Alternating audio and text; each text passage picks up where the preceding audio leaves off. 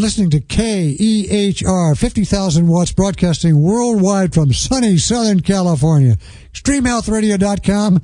This is Chief BioPappy signing off. Over and out. This is Sean Stevenson from the SeanStevensonModel.com, and you're listening to Justin and Kate at Extreme Health Radio, bringing cutting-edge fitness and nutrition information right into your eardrums. So buckle your seatbelts and listen in.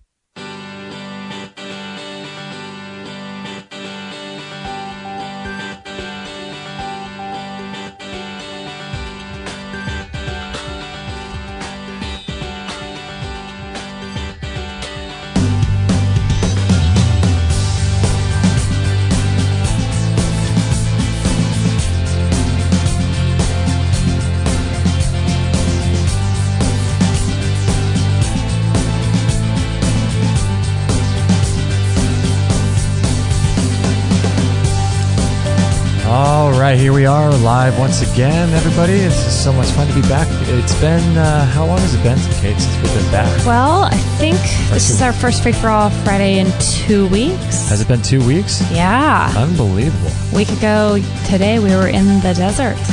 Really? Yeah. Ooh. I know. That went really fast. Too fast for my liking, but, you know, it feels really good to be back on a free-for-all, I have to say. You know what's really weird is how does time go by so fast when you're having fun but you're not doing anything?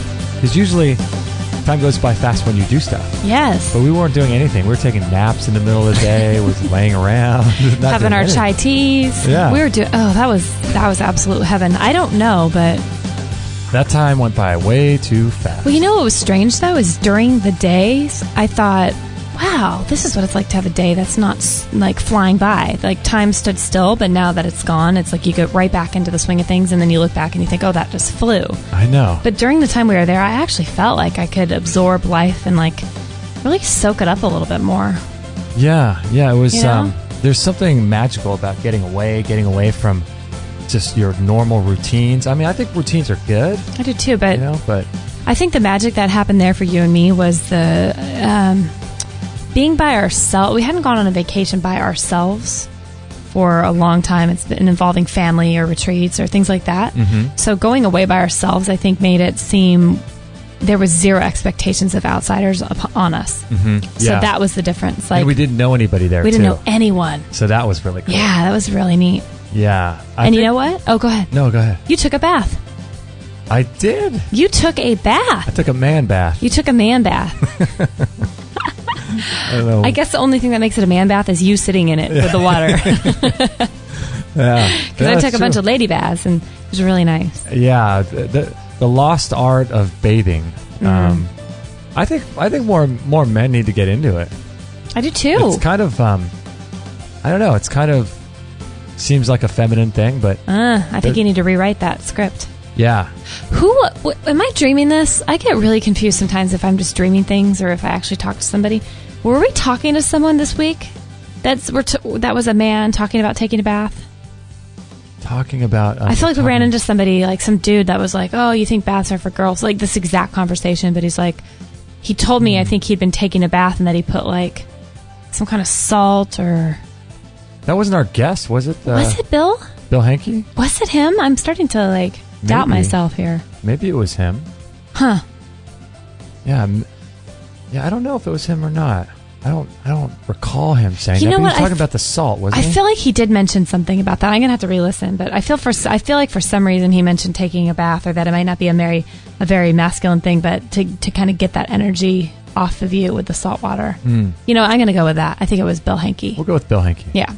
Yeah, baths. I mean, they're just incredible things. I think they're, you know, the ancient peoples all took baths. The Roman, you know, everyone's heard about the Roman baths. And when I was living in Hungary many years ago, there's these bath houses people would go to, men and women, and you know, I think it's an amazing thing for people. I think it's like a lost sacred thing, isn't it? Yeah, I think more people need to do it, and it kind of gets into our float tank session that we had yesterday. Oh, holy heck, was that great? Holy heck. Holy Toledo. Yeah, our float session. I don't know if you guys know much about floating or have heard about it, but excuse me, it is one of the most incredible experiences I've probably ever had. This is our third time going. Yeah. And I think you get better each time. And people that have not done it before, I would highly encourage you to look up your location, your zip code, and do a Google search and type flotation tanks or something in your zip code, because it is on so many levels. I mean, you had a great time too. Oh You're my starting gosh. to love it. I'm addicted. Yeah. Like, I liked it. I've always liked it. The first time I was a little wigged out, just because it's new. Second time I thought, oh, I could, this is really relaxing. Yesterday, out like a light. It was the most peaceful hour and a half I've had in a long time. It was like what the biomat does to me. It's like this new way of relaxing that takes me to a new level that I didn't really see coming. It was really amazing. Well, tell me, because we're talking on our way, we were getting a chiropractic session done. We did the float tank in between 2 adjustments yesterday. And on our way after the first chiropractic session, we did a float session. And then after that, on our drive back to the chiropractor, you were talking about how far you've come. Remember, we were talking about your journey in the car, and it was just incredible. And you were telling me something that was so funny. It was like, what were you saying about how these new foods, and then you would be afraid to go in the float tank or something? Yeah. Okay. So the me 5 years ago, or 2 years ago, even probably 2.5 years ago, and the me now are just completely different. What if they look so different? What if you physically in real time could hang out with yourself old me? 5 years ago? Wouldn't that be weird? Oh, it'd be really hard not to judge myself. I know, right? I'd be looking at the old me going, what the heck is your problem? Like, you're crazy town in your brain. Yeah. Yeah, I used to live out of such a place of fear and panic, and just not normal. Like, I didn't realize how not normal my brain chemistry was for so long. Mm-hmm. And I mean, I had done so much work that I thought the not normal was the new normal. So I didn't know until I've been so much more free. Wait, say that again. You did so much work that you thought well, like, for the last 10 years, I thought the new, quote, kind of crazy was pretty normal, like, in my head. Oh, okay. But now that I'm to a place where I see the difference, I'm like, oh man, that wasn't freedom by any means, Okay. Yeah. So yeah, no, you and I, between chiropractic and float, we went and got a green juice. That's right. At Mother's Market. And so we both thought, well, we're not going to eat for the next few hours. We're going to need a snack. So we bought these low sugar, what was in them? Sesame seeds, unsulfured coconut. It was like a little raw kind cacao. of bar. I had one with ginger. It was like these raw, dehydrated snacks. And, to be honest, I didn't like them that much, but I ate a couple because, what else am I going to do? And try to keep it low sugar. And so I'm eating those things, and something about them triggered this moment where, when I was in the float tank, so I ate those on the way to the float appointment, and I hung up my bag, got undressed, started getting into the float tank. And when that chamber door shuts, it kind of seals you in a little bit, easy to push out, but it tries to block out the noise. So there's this little sealing effect that kind of happens. Yeah. And I thought, I had that moment where I thought 5 years ago, I would have not either gotten in the tank or put a towel to keep the door open, because the way my brain worked was that if I just tried a new food that I wasn't comfortable with. And by the way, people, that if you're unaware, Kate has or had peanut allergies. Right. So that's why she has this sort of fear about certain foods and reactions to them. Right. And even though there was no peanuts close to touching the food I was eating, in my brain in the past, I thought, well, what if it's a seed? What if I've developed an allergy to seeds now, not just nuts? And I mean, I went down rabbit trails in my brain that just were not normal. So yeah, in the past, that would have been something that concerned me, thinking, well, I haven't eaten sesame seeds in years. I'm not sure how I'm going to react to these. So yeah, the old me wouldn't have gone in that tank and shut that door, because it blocked me from having my EpiPen right by my side at all times, like on my body, in case I had to have an emergency. So it felt so freeing to not even really to let that go through my mind and just kind of leave, and then just jump in the tank and peace out. Like, I've come to a place where I'm just so okay with so many things that I wouldn't have been okay with in the past, and it felt so good. So I hung up my bag, I turned off my phone, I took a shower in the shower that you take before you get into the float tank, and I just hopped in that thing, shut that door, sealed it up, and didn't even remember the food I had, eaten. And I mean, it sounds so silly of an example, but that's how far my journey has come. The old me would have been like, oh my gosh, like, is something going to happen at any second? Am I going to have a delayed reaction to something? Do you think if you were to... What if I get stuck in here and I can't get out and get my EpiPen or my Benadryl? I mean, that's the kind of fear I've been living in for so many years. Yeah, I can see. Do you think that if you met yourself, if the two of you met in person, the you now and the you 5 years ago. Do you think the you 5 years ago would have looked at you now and all that you're doing and all that you're experiencing and all the growth you made? Do you think that person 5 years ago would have said to you now, "Oh my gosh, I can't believe she's doing that. I could never get there." Like if the two people didn't know that they were the same person. And you really? You think that the person 5 years ago would have said, "There's no way I can make that kind of growth"? Yeah, I think the old me would have looked at the new me and been like, "Well, she's still somewhat faking it." Oh, really? Like she seems to have it a little bit more together and seemingly more free, but deep down there's still these cords attached to her that are holding her back. Because I can only say that in retrospect, looking back at that old me, and I thought that, like I said earlier, I thought that was free. Yeah. But that was so stifled still that when you start realizing what freedom is, you start looking back and going, "Oh my gosh, back then I was messed up. Pretty messed up. I was really just living in fear. Completely messed up." It's funny. I don't really have anything with fear like that. I've never really been trying to think about my own life, and I don't think that there's been anything where I grew up with fearful aspects of things or, that's not part of my thing is fear.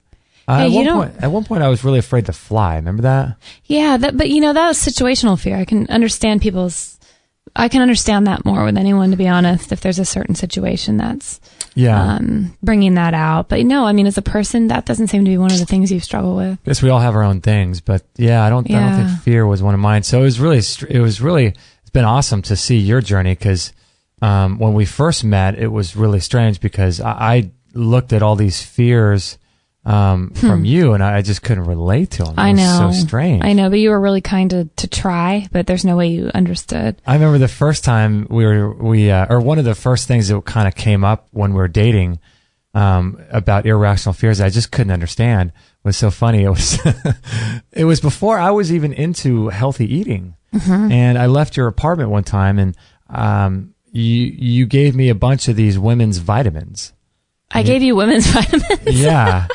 And I was like, because I was asking about them because I thought I should probably take some vitamins. I don't know. I don't eat very well. I knew I didn't eat well, and I thought I'm sure there's just. It's not as if like there's a male or female nutrient. I mean, it's not like. It's not like the man bath versus the woman bath. Yeah, it's not like magnesium is somehow only for men. Right. So I just figured women's vitamins, like I could take them, and I probably should because if you're gonna throw them away. And you said, I don't like taking pills. And I was like, oh, that's weird. I said I didn't like taking pills? Yeah, you said, I don't like the way I don't know, I can't swallow them right, or I don't like, how they are or something.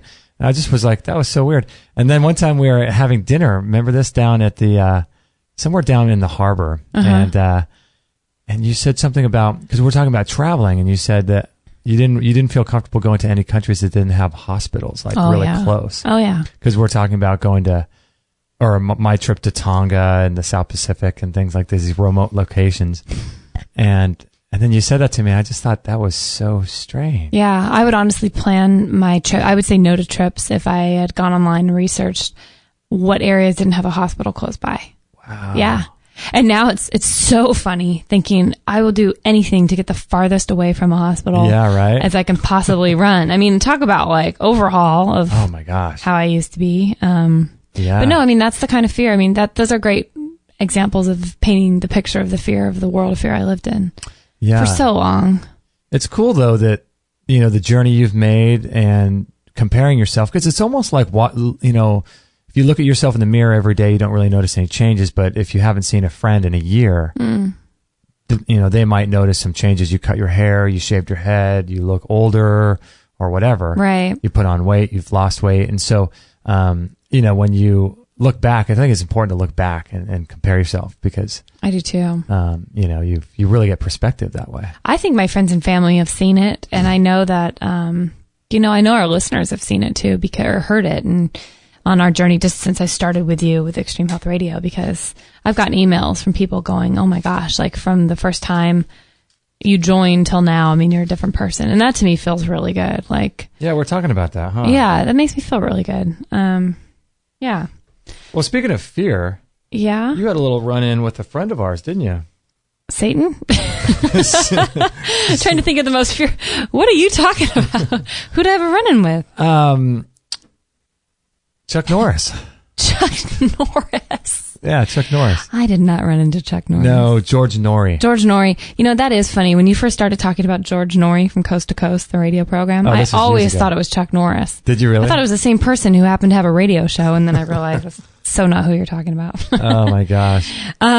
Yeah, speaking of fear, right? Yeah, so you went to your parents the other night. Okay, yeah, so this is a perfect example of showing how easily one can get back into fear, because I've been Yeah. living in this space where I'm really excited about the future.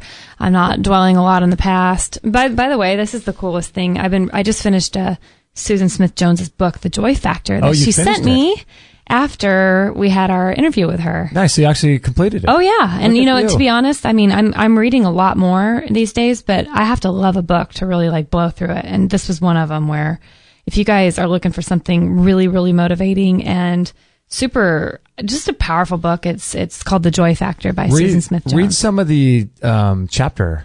Yeah, in, this is- in the index. This 'cause is people- really good. 'cause people will really like that. There's the chapter layout is really Yeah, cool. the chapter layout's amazing. It has a foreword by Wayne Dyer. Anything Wayne Dyer loves, I tend to love.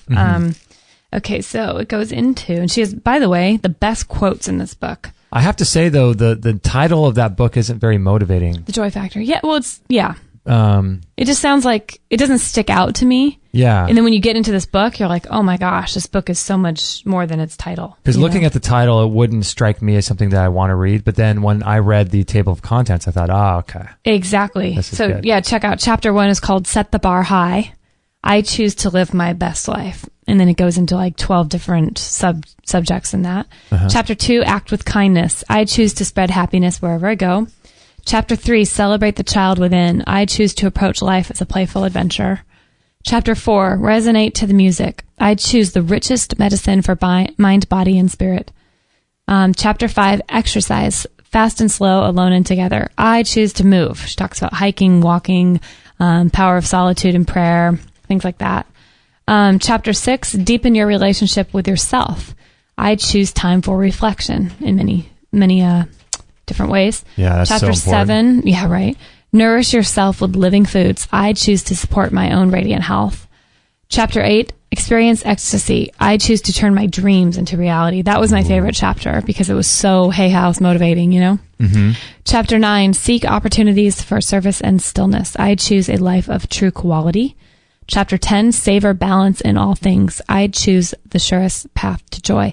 And then at the end, which is so cool, in the Appendix A, there's a workbook for self-discovery questions and action choices. So she really? calls you to action, kind of like Lissa Rankin's Mind Over Medicine. Yeah. Where at the end, there's actual, like, it's just laid out for you in such a way that you could pick up a pen and a piece of paper, journal, and just go deeper. And I love that because often when the book's done, it's really hard to kind of marinate on what just happened and kind of make it alive in your own life. Yeah, and put some actionable pieces into your life. Yeah. So I just really value that. So today I'm going to spend some time actually doing that. Nice. But here's a really great quote that I read when we were in the desert.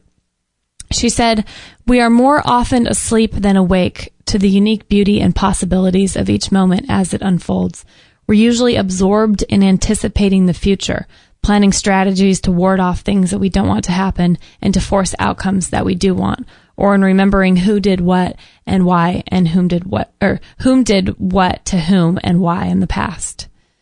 Well, say the beginning part again. That was really good. We are often more asleep than awake to the unique beauty and possibilities of each moment as it unfolds. Wow.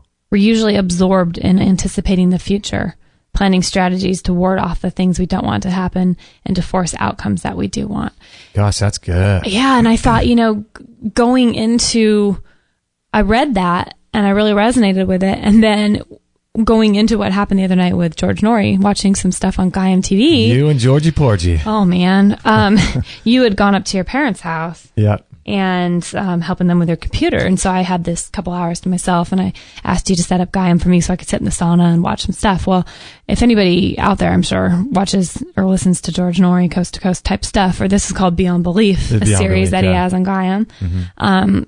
there's so many interesting topics to choose from, and I couldn't just pick. So Yeah. I just thought they were all intriguing, but I ended up on one called, I don't know, Bible like prophecies or prophetic. something. Yeah. Bible prophecies and end times or something. And so I'm thinking, oh, I'm in such a place of goodness and warmth and love and just trust that none of this stuff will freak me out. Like I'm all good, you know? Right. So it was like a half-hour show. And at the beginning, the very opening part of what he's talking about, he's like, well, our guest today is, I think his name was Ken Klein or something. And he's like, this will scare the living daylights out of you, you know? And he warns people that this is going to be a heavy show. And I'm still thinking like, oh, you know, even though it might be a heavy show, it's nothing I haven't heard before in my upbringing in the church and Revelations and blah, blah, blah. Right. So I listened to it for a half hour. And by the end, I was like, I'm not reproducing. I'm not having kids in this world. We're all going to hell in a handbasket. We're all going to get barcoded. They're setting up FEMA camps in order to put us like, you know, all people who won't take the mark of the beast. Like it brought back my whole childhood, like we've talked about before, and just the fear. And, you know, I'm not saying that the Revelation isn't true or that's not what's going to happen, but I thought, you know, it actually tweaked me until the next day when I even talked about it with you. I thought, why does this have so much power over me? And it started ruining my day yesterday. And that wasn't cool. Wow. So, you know. So you started thinking about it all night, and because you watched it kind of right before bed, which is the worst thing to do. Well, yeah. And then after that, of course, I had to go to the next one about exorcising demons out of people because Did you? I was so curious. I leave you alone and look what happens. I know. I'm usually watching like self, you know, love things and you know, how to get out of debt and, you know, like things that are good, you know, encouraging things. But yeah, no, it definitely messed with me. So I don't know. At that point, I thought, why am I allowing fear back in? I'm opening these doors to fear. And Yeah. I had to shut that really quick and be aware that, you know, come to terms and peace with no matter what's going to happen, because nobody knows. Nobody knows. And people who say they know, they haven't lived the future. So they can't actually with 100% certainty say that they know, or, you know, that I don't know. So no matter what, I'm coming to a place where I'm not going to expose myself to that stuff anymore and just trust that God has it. No matter how it unfolds, it's all good. And I'm not going to stop living my life of peace. And one thing we're talking about in the car too is in terms of all this is like, you know, it's funny because you look at the paradigm and the worldview that people like this use, and that's their foundation for how they live life. And that foundation is based on fear.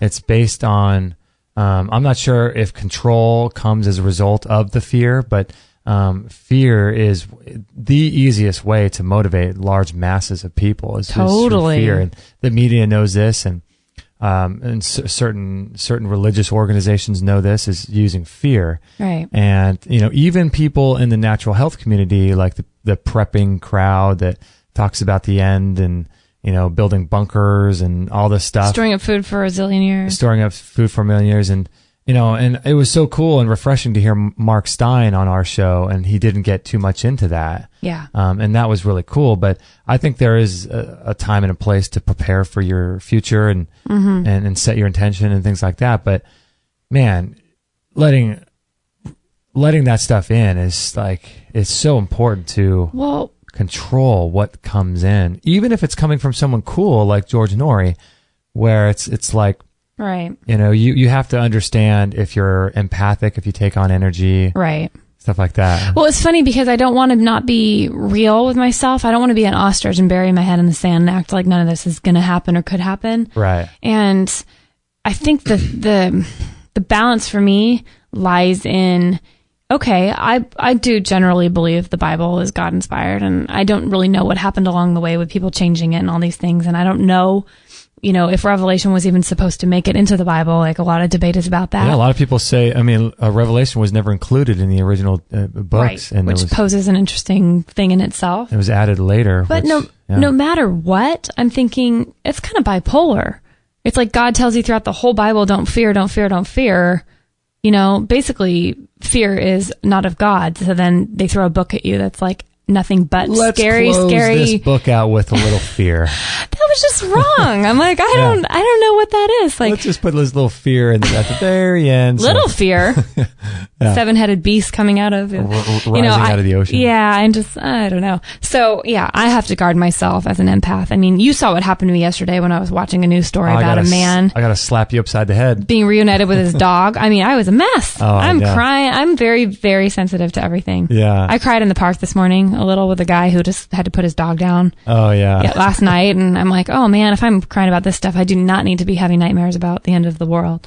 Yeah, for you, I think for all of us too, but it depends on what level of sensitivity you are, how much of an empath you are, how much you take on other people's emotions. But if you don't know that, if you don't know what your ability to intake information is and how you respond to that, if you don't even know what that is, like a lot of young people don't know.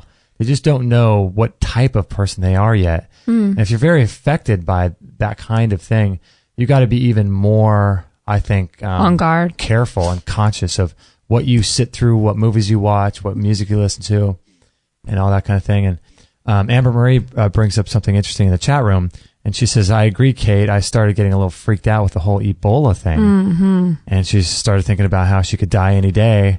Anyway. And she says, what am I freaking out about? And have you seen this Ebola thing? I tell you, I don't know if I believe a word of it. I really don't. Yeah, you're pretty, you're not convinced, are you? I'm not convinced at all. It's right up there with the Sandy Hook thing, huh?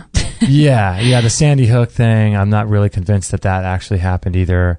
I know. But there's this interesting article in the Event Chronicle, and the title of it is From Ghana. Ebola is not real, and the only people who have gotten sick are those who have gotten shots from the Red Cross. Oh, gosh. And there's a bunch of people holding signs. It says, I think their name for it is Chibok, Chibok. Because they're all mentioning this. They're saying Chibok on these signs. It says, the Chibok scam. No parents, no pictures, no girls. Chibok is a political scam. The Chibok scam... Chibok kidnap is a northern political propaganda. And it says, other than the original Facebook post, let's see. People in the Western world need to know what's happening here in West Africa. They are lying. Ebola as a virus does not exist and does not spread. The Red Cross has brought a disease to four specific countries for 4 specific reasons and is only contracted by those who receive treatments and injections from the Red Cross. What the heck? That is why Liberians and Nigerians have begun kicking the Red Cross out of their countries and reporting in the news the truth. Now bear with me. And he gives 4 reasons. What are his reasons? Most people jump to depopulation, which is no doubt always on the mind of the West when it comes to Africa. But I assure you, Africa can never be depopulated by killing 160 people a day when thousands are born per day. So the real reasons are much more tangible. Reason number 1, these are kind of long, so what I'll do is I'll share this article in the chat room here in a second, as well as on the show page. But I'll just read the first one. The vaccine-implemented sickness being called Ebola was introduced into West Africa for the end goal of getting troops on the ground in Nigeria, Liberia, and Sierra Leone. If you remember, America was trying to get into Nigeria for Boko Haram, hashtag bullshit. But that fell apart when Nigerians started telling the truth. There are no girls missing. Global support fell through the floor, and a new reason was needed to get troops into Nigeria and steal the new oil reserves they have discovered. And number 4 was interesting, I thought. Let's see here. Let's see. Or actually, it says, ask yourself, if Ebola was really spread from person to person instead of controlled spread through vaccination, then why would the CDC and the U.S. government continue to allow flights in and out of these countries with absolutely no regulation or at all? We've got to start thinking and sharing information globally because they do not give the true perspective of the people living here in West Africa. They are lying for their own benefit, and there aren't enough voices out there with a platform to help share our reality. Hundreds and thousands have been killed, paralyzed, and disabled by these new these other, quote, new vaccines all over the world, and we are finally becoming aware of it. Now, what will we do with all this information? So, I mean, I felt very skeptical of the whole Ebola thing before this even came out, but I saw this yesterday, and I don't know if this is true or not either. But whenever there's a news story, I mean, do you realize how many people have died of Ebola? It's like 5. Less than 10. You mean in the U.S.? And I think in the U.S., maybe the world, but I think the U.S., like less than 10 people. Well, if they're even real people. I know. I mean, I don't know. Like, I remember when we were where were we? In the desert.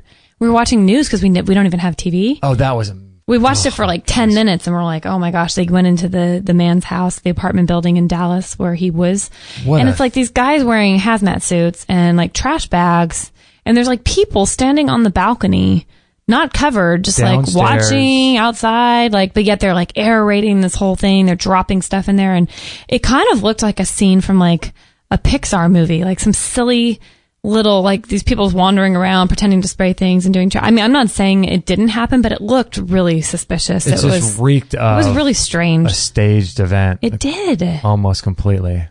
It really did. I mean, I just have a hard time. I mean, seriously, think about if Ebola was as bad as it was, if this stuff can spread through the air, which a lot of people are saying is true, wouldn't they be telling people to evacuate the building or get out? I mean, the whole thing doesn't make any sense. I mean, half the world would have it by now.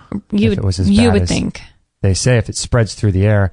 But a lot of people aren't saying it spreads through I mean, that's the thing. Whenever a news story comes out, there always has to be a common enemy. We have to rally the country or rally the world or the UN. We have to rally support for certain things, and we have to have a common enemy, and that common enemy has to be eradicated. And if they're not eradicated, there's going to be all this fear mongering. Whenever you see something in the news that has to do with fear, I immediately I don't believe it. Red flag.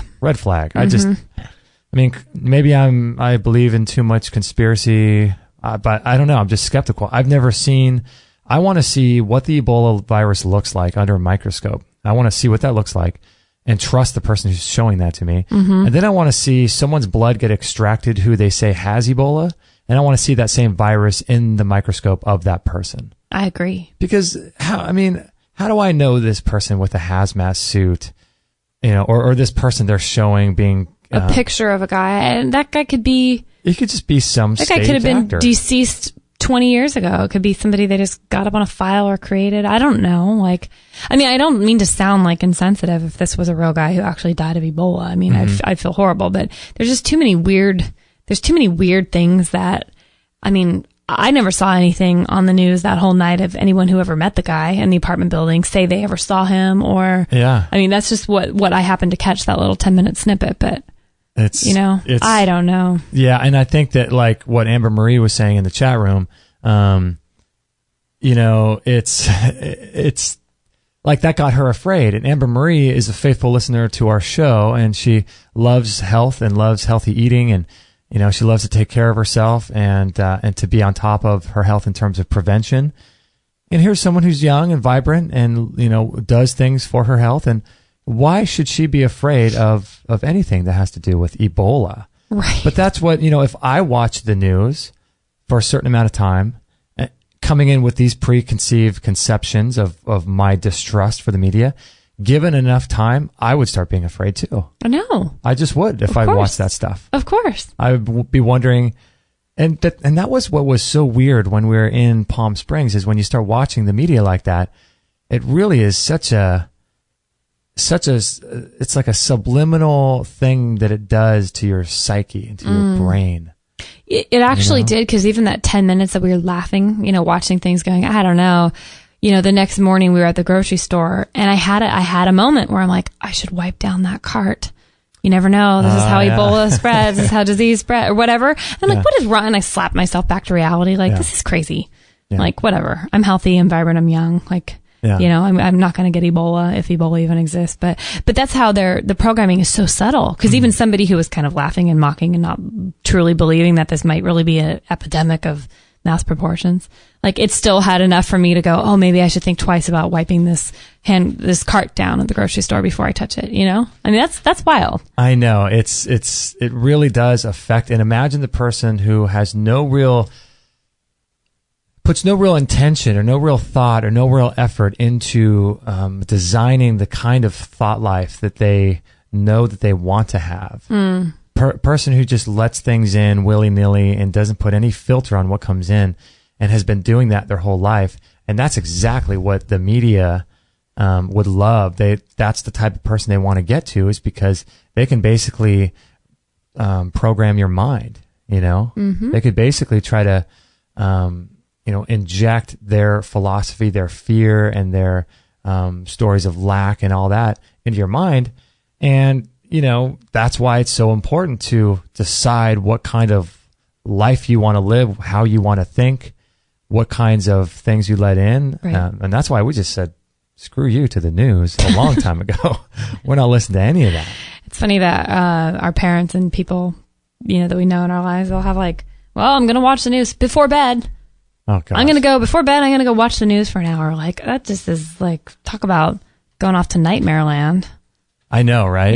Yeah, I mean, that's if you want to program fear into your subconscious, there's no better way to do it than watch something scary and then like go to the sleep news, and think about it. And then, and ruminate on that your whole night sleeping when you're supposed to be healing. Pretty weird, right? But what's cool is we're talking about this coming back from the float tank, on top of all this weird kind of stuff going on, doesn't it seem like this generation of people, I'd say anywhere from 20 to, 40, 45, I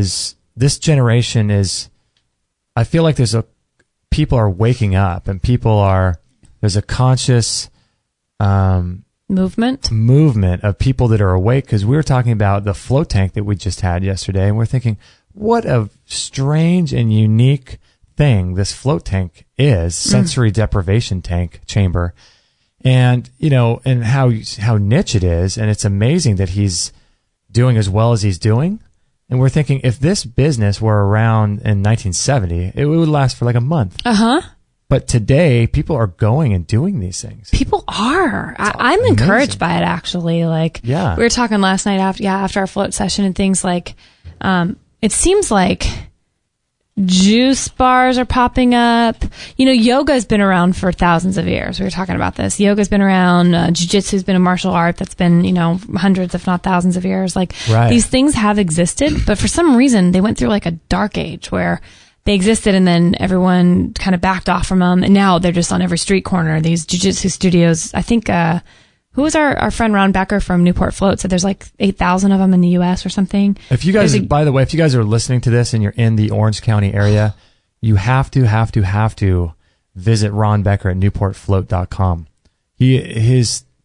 It'll transform your life. It's amazing. Pretty amazing. Yeah. Anyway, it's just. No, I agree. If anyone's even close to the area, got to hit him up. But yeah, what were you saying about just and tell him we sent you, because you'll get a deal. Oh yeah, that's right. Yeah. We'll give you a little discount. Well, it's weird. All that stuff is popping up again. And now it's like juice bars are popping up on every corner. Bars are still around too, but like there's a conscious shift in this generation where, we want to go back to our raw grass-fed cheeses and butters and artisanal foods really in, even if it's an organic produce, farmers markets are popular, they're hip, they're cool. Like there's something definitely happened. And I think that's true about the sensory deprivation tanks, the flotation tanks, as you were saying, like they've been around since the 70s, but they never really got popular because now that the media, you're able to, you hear Joe Rogan talk about his experience with a float tank. All of a sudden you're like, I want to do that. And then you look online and there's, little places popping up around the US and they're just going to get more and more popular because I think the more and more inundated and bombarded we get with stuff, the more we're going to need to get back to our roots. Yeah. And getting back to your roots is being silent enough with yourself to be able to figure out life on a deep level that most people just float through life, sadly, and don't grow with people. Because if I'm the media and I can think to myself, if we can keep people fearful and busy, if we can keep them fearful, busy, in debt, and sick, that's the ultimate goal. How sad. Then you can control as many people as you like. Fearful, busy, fearful, and sick.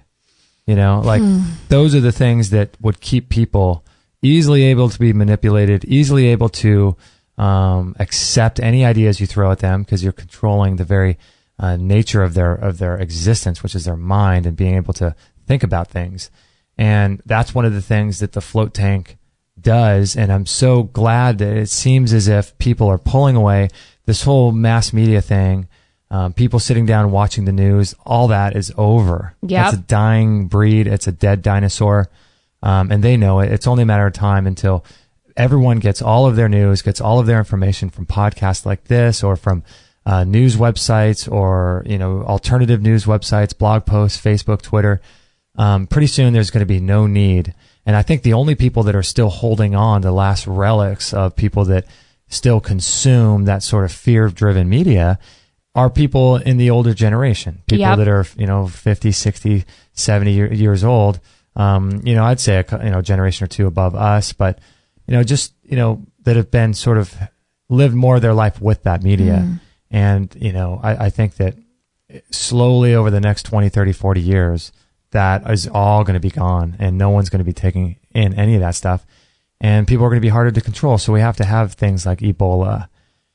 We have to have these things. Imagine if there were I only know about Ebola because people are talking about it. Yeah. But I wouldn't even know about Ebola if those people didn't talk about it, because I don't watch the news. I wouldn't know anything about it. You know? You know how I found out about it? I remember, whenever this started becoming more popular, months ago or something, I was walking Maggie down the street, and I happened to see someone's newspaper face up in their driveway that hadn't been taken in the house yet. Oh, wow. And it's like, Ebola scare. And I'm like, Ebola? And I remember sitting there looking at it with my head, like kind of reading the first paragraph. And I was like, oh my gosh. Like, and all of a sudden your heart starts going like, what is this? I haven't even heard of this before, you know? Right. But my gosh, like I wouldn't have known. I felt like I lived in, I don't know, some remote, distant place where, and I liked my land, to be honest, before. Like, I don't want to be ignorant, but at the same time, you know, it's also good fodder to be able to talk to different guests that we have on about their opinion or. Yeah. But I loved my little Kate land where I lived, where I'm like, nothing that basically we have control of what we let in. And if I'm not letting that in, then it doesn't mean it's not going on out there, but it's not going on in here. Like, why does it have to go into my world? Yeah, exactly. I mean, like, is there something energetically that happens when someone brings a paper like that into their home with all that fear written on that newspaper? Is there something weird that happens? I don't know, but well, I have to think if everything carries a frequency or an energy, you're inviting it full force into your house. But you would think, right? I don't know. You know, but what I do know, I have to go pee really bad. So we're going to take a little break. A little breaky poo. So this is fig break. Remember? We used to go eat figs at the break. Fig break. We didn't even introduce the show. You know, we'll introduce the show after the break. How about that? Okay, I love it. All right, we're having a great time here. We're going to take a little break for one of our favorite items that Maggie just got off of right now. We'll be right back. The history of heat therapy dates back over 2,400 years, and it was Hippocrates who said, "Give me the power to produce fever, and I will cure all disease." This FDA-approved medical device called the Biomat is a mat that you can lay on, read on, sleep on, do yoga on, sit on, and it can be used on office chairs, massage tables, and the like to help the body heal itself. It's inlaid with 30 pounds of healing crystals using amethyst and a rare black tourmaline, producing negative ions in a healing electrical field. These healing crystals help to restore cellular health by replacing electrons to the atoms, as well as penetrating deep into the body by 4 to 6 inches. What can the Biomat do for you? It'll improve your skin, burns as many calories as if you went jogging for 30 minutes. It improves the immune system by up to 40% or more, reduces stress and fatigue, removes toxins, lowers cholesterol, relieves pain, revitalizes cellular metabolism. It improves cell channels to deliver nutrients and oxygen to every one of your cells. It activates over 3,000 enzymes.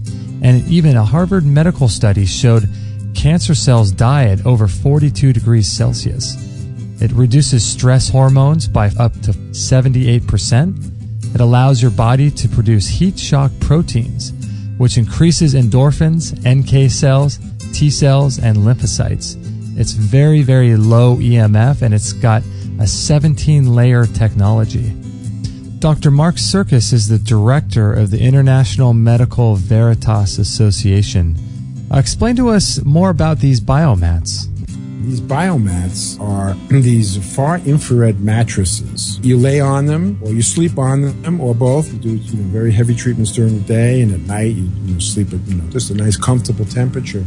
These biomats are like these love machines, comfort machines, and healing machines, because what they do is they just radiate out light, far infrared light, and you can radiate yourself all night long while you're sleeping when you're not doing anything else. And what happens is this light penetrates the body and turns to heat. And the first thing that happens when you bring your core body temperature up 1 degree is your immune system strength increases by 40-50%. They feel when you lay down on them, you guys know, you have one. So it's like the feeling is so good. It's like being in the cuddling with a lover, your wife or husband. It's just warmth and comfort. How are you using biomats for patients in your clinics? The cancer treatment using heat is very aggressive, meaning during the day, you sandwich yourself in between two of them, turn it on to high heat, and bake the cancer. The cancer will die before you will. No, this is, you can awesome. Go to England and spend $20,000 and microwave a cancer out of existence. These biomats basically do the same thing. Radiation therapy for cancer is really a solid idea. Unfortunately, oncologists use the wrong radiation. They use radiation that kills you. This biomat uses radiation that can save your life and make your life more comfortable, keep you warm in the cold, and help take care of your kids and all, the list doesn't end. Yeah, because isn't there some sort of temperature at which cancer cells will start dying? Right, and it's below the temperature that human cells will die. So you really like this biomat far infrared technology, don't you? But it's strengthened me. Well, now the kids are addicted to it. They fight on who's going to sleep on it at night. And it not only changed my life, but it changed my medical practice and my books. This is a great machine for anybody who lives in the cold during the winter. Instead of heating a big house, you just heat yourself. Bottom line, it brings good feelings. Just lay on this biomat, and it gives the strength back. I can attest to that indeed. Kate and I love ours, and we think you will too. Learn more about these amazing biomats at extremehealthradio.com/biomat. Or you could check them out in our store as well. Again, that's extremehealthradio.com/biomat.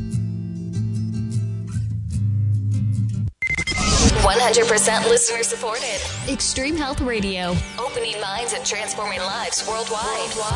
Don't forget to join our thriving community for health tips, inspiration, and show updates at extremehealthradio.com/Facebook.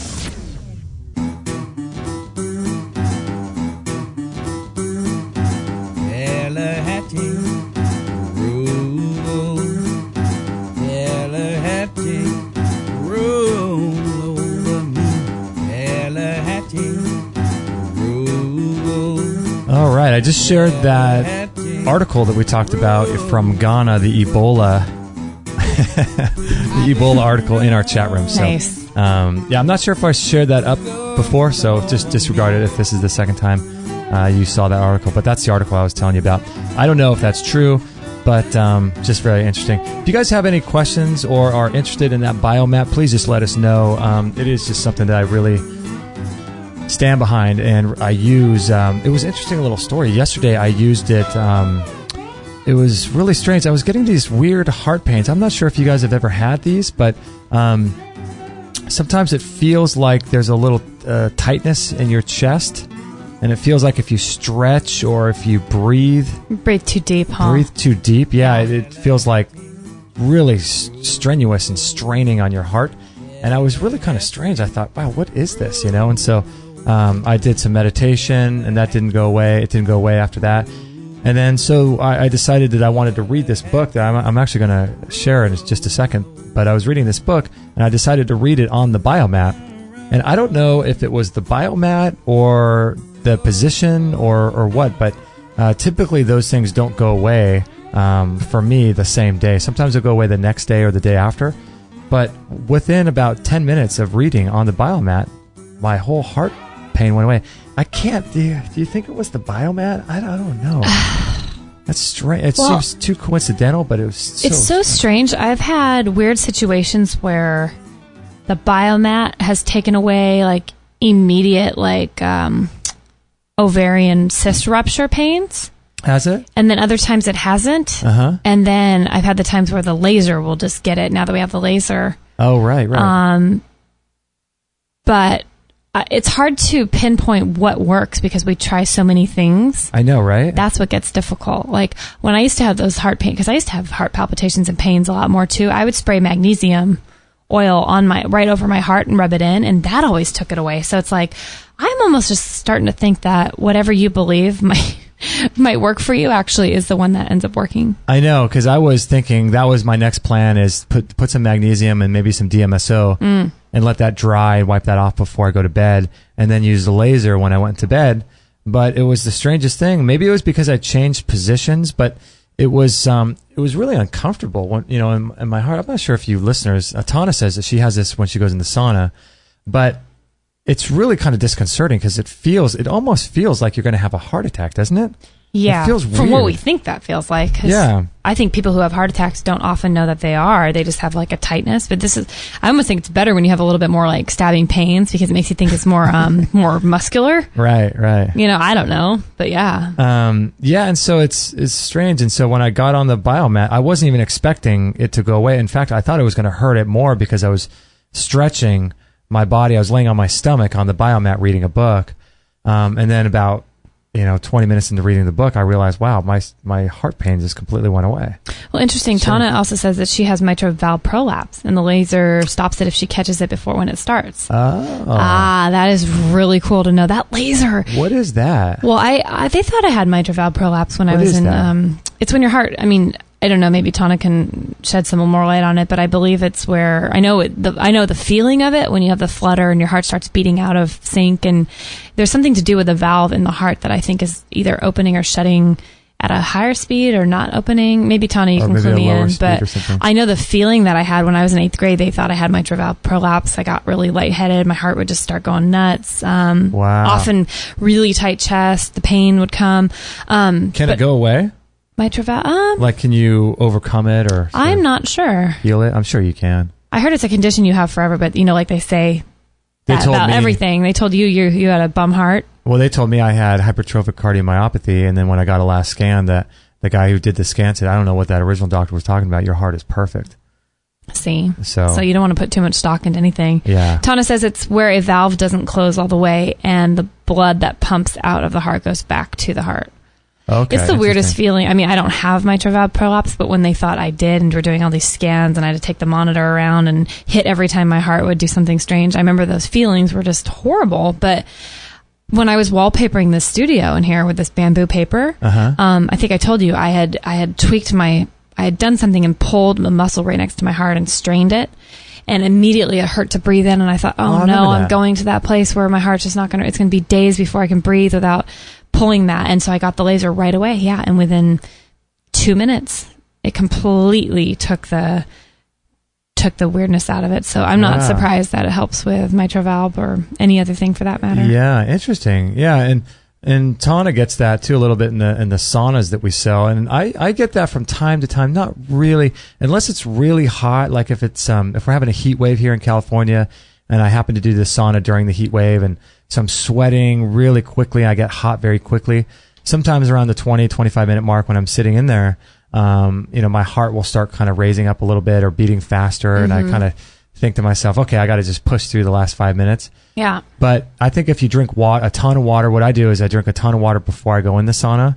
And what I should start doing is adding a little bit of salt to that. Oh, yeah, you should. And then drinking a bunch of water during it, and then drink a bunch when you get out as well. Hydration is the key for that. Yeah. I don't have the heart thing. I first few times in the sauna, I felt like that. But what's weird about me is I don't get that at all anymore. That's not weird. That's great. No, it is great. You're right. You're right. The thing that I get with the heart doing that is during some certain periods when my menstrual cramps are really bad.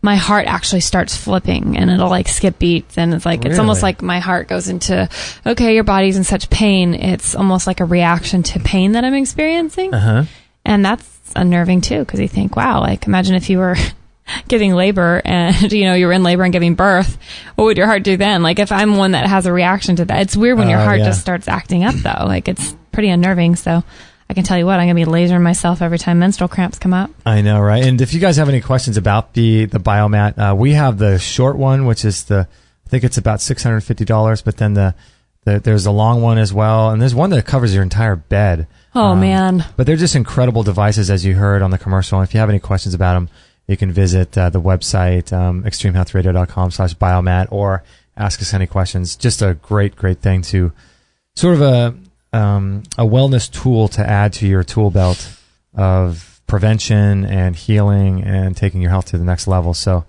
it's good stuff. It is good stuff. We highly recommend it. So you were telling me the other day you ran across some article about tattoos or something? Did you were saying something about... Yeah, this is the bummer. I was going around on Facebook. Well, I thought it was interesting. There's a company or what do you call it? A foundation or a nonprofit situation. Oh, right. Called Pink, and it's called Personal Ink, P.INK, and it's a breast cancer related. What's like the word I'm looking for? Thing? No, I guess they donate money to breast cancer? No, I don't even know what the words I'm looking for. But basically their mission is, this is what it says, their mission. Breast cancer sucks. Even if you survive, it ravages your body, complicates relationships, and leaves permanent, uninvited marks. We think that covering these scars with a different kind of mark, a tattoo, can not only help mastectomy patients reclaim their scarred bodies, but also turn something painful into something beautiful. Our goal is to connect survivors with tattoo artists to disparate, how do you say that? Disparate? I've never heard that word before. Communities that seem to us naturally aligned.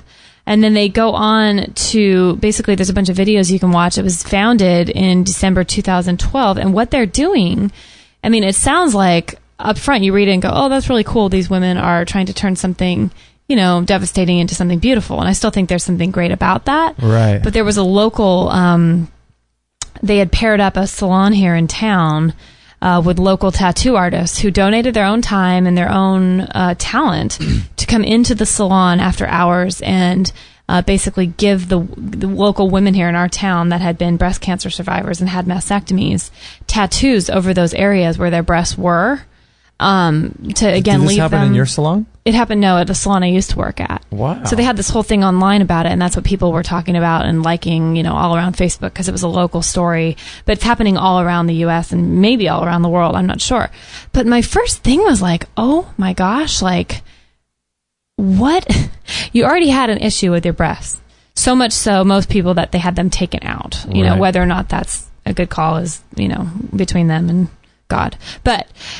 To actually go in with toxic ink, if you look what's in tattoo ink, the mercury, the lead, the heavy metals, every color, if you can look up what's in each dye of the color of the tattoos. I mean, were you looking at that recently? Yeah, because I think they're cool. I've always wanted a tattoo, but now that I know so much, I won't get one because I already have a compromised immune system in the past, and I don't want to go there with the metal. Yeah. But I'm thinking they're injecting metal and foreign color and things right onto that area closest to your heart and your lymph nodes where you just took away a problem. And I'm talking like if you go online and look at these are women are having like bandeaus or a bra or a bralette size tattoos literally covering where their breasts were. Are they getting designs or are they getting like all kinds of things? I mean, they're beautiful. Yeah. But I thought, like it was horrifying. I couldn't believe it. It scared the heck out of me. I'm like, they say I don't know what percentage of breast cancer survivors end up going, the cancer travels somewhere else.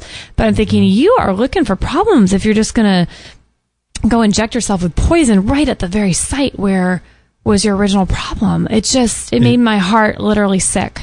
It makes no sense, does it? And I thought, here's this foundation doing all these amazing things. People are donating their time. Women feel beautiful. I mean, there's so much seemingly good about it, but when you start reading about it and you start, becoming aware of what's actually in tattoo ink and why you would put it into a compromised body already. Oh my gosh, in a body that's probably gone through most of them chemo or radiation or both. As if the body needs one more foreign substance to overcome and to work at detoxing, getting out of the body. As if the body, after it's been so ravaged with the chemicals coming from chemo and radiation, needs even more of a hurdle to get over in order to find some sort of balance of wellness. It's I know. crazy. It's so sad. Yeah. It made my heart hurt. I was like, oh, women, like this is just, it's like the Avon Breast Cancer Walk or the Susan G. Komen or any of those where you want to like it because you want to like support people and you want to like be part of the sisterhood and the feel and the emotion of it all and doing it in people's memories. And like, there's such beautiful aspects of it. But when you go deep down, the underneath is it's pretty dark. There's a lot of weird things going on, Yeah, because you see the whole campaign. I think this is Breast Cancer Awareness Month. And I posted something on Facebook a while back about how the breast cancer awareness is actually causing cancer because all of these companies are having their pink ribbons with Kentucky Fried Chicken, these fried foods, and these chemically laden desserts and candies. And, they're all jumping on this thing in order to make a few extra dollars so they can make more sales because people think they donate to the breast cancer awareness. And, it's just, it's another one of those things that it's whenever the media jumps on something, you have to really step back and ask yourself, who's profiting? If no one's profiting from this, which most likely never happens, because as long as you get eyeballs on something, then someone's profiting. Right. But you ask yourself, who's profiting? Who's, how much fear is involved and all this stuff. And I feel very sad for people that take the news and listen to it. And they don't think any deeper about the bigger issues of our day. Mm-hmm. And they don't think constructively about following the money trail and what's the overall agenda here. And I'm not saying that people need to look into everything as being a false flag or some kind of conspiracy, but just looking at what the agenda is. What's the purpose? Because you look at the news and this breast cancer awareness stuff, and of the millions of stories that could make the news, the newspaper, or some news website, of the millions of stories, they have to pare it down and give you something. And so they're excluding some and including others. And so there is a specific reason. It wasn't as if the breast cancer awareness story makes it into the news just by chance, just because, it's news. It's in there for a specific reason. And the news anchors, who are more like TV actors these days, are there for a specific reason. What they're wearing, the colors they're wearing, everything is calculated on these things. And so looking at those constructively, maybe you'll look at some story and think maybe that's nebulous. Maybe there's nothing. Maybe that's just a feel-good story. But holy crap, people, listen and look at these things. Yeah. And Become see aware. Who's profiting. What's the agenda? How much fear is being injected into people? And injected, that's a great word. Yeah, it is though. You look at the breast cancer awareness, and it's crazy. And now they're sort of glorifying. I mean, we've glorified Angelina Jolie supposedly for removing her breasts. Who knows if she did that as a preemptive act? I wonder if she got a tattoo. Yeah, she already has a bunch, but. Oh, yeah, that's right. Isby said though, Kate, I think that's a great program, but what inks are they using? And I think that's exactly. That's the problem, is most tattoo artists, aren't going to be using organic, whatever kind of high quality inks. I mean, when I was looking that's the thing with this program, it happens all over the country in different cities. So whoever the tattoo artists are performing it are going to use whatever inks they're going to do. And I doubt most people think twice when they get a tattoo about what's actually happening with metals and what goes into the dyes. And I wish that people just do a little more research before they mark their body with anything. Because when I wanted one, I was looking at, what goes into these things.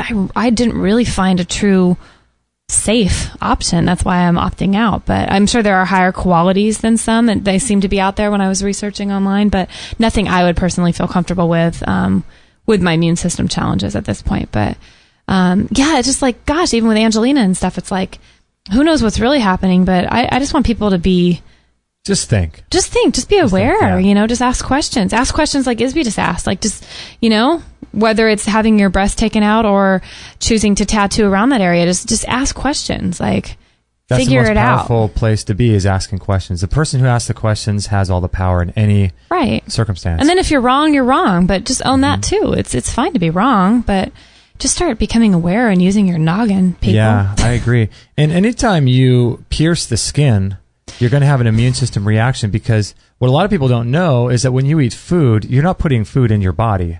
people think, oh, the food is in my stomach, it's in my I always body. thought that. It's not true. Did you think that? Yeah, until Yeah. I really thought about it. Yeah. So when it would be like sort of if you had a bunch of hula hoops or what are those floaty things that people float on in the pool, those donuts? Uh-huh. You know, if you stacked a bunch of those somewhere in the backyard, you had 12 of them, you know, and you dropped a ball into that, a tennis ball into that, would the tennis ball be inside the hoops or the flotation things?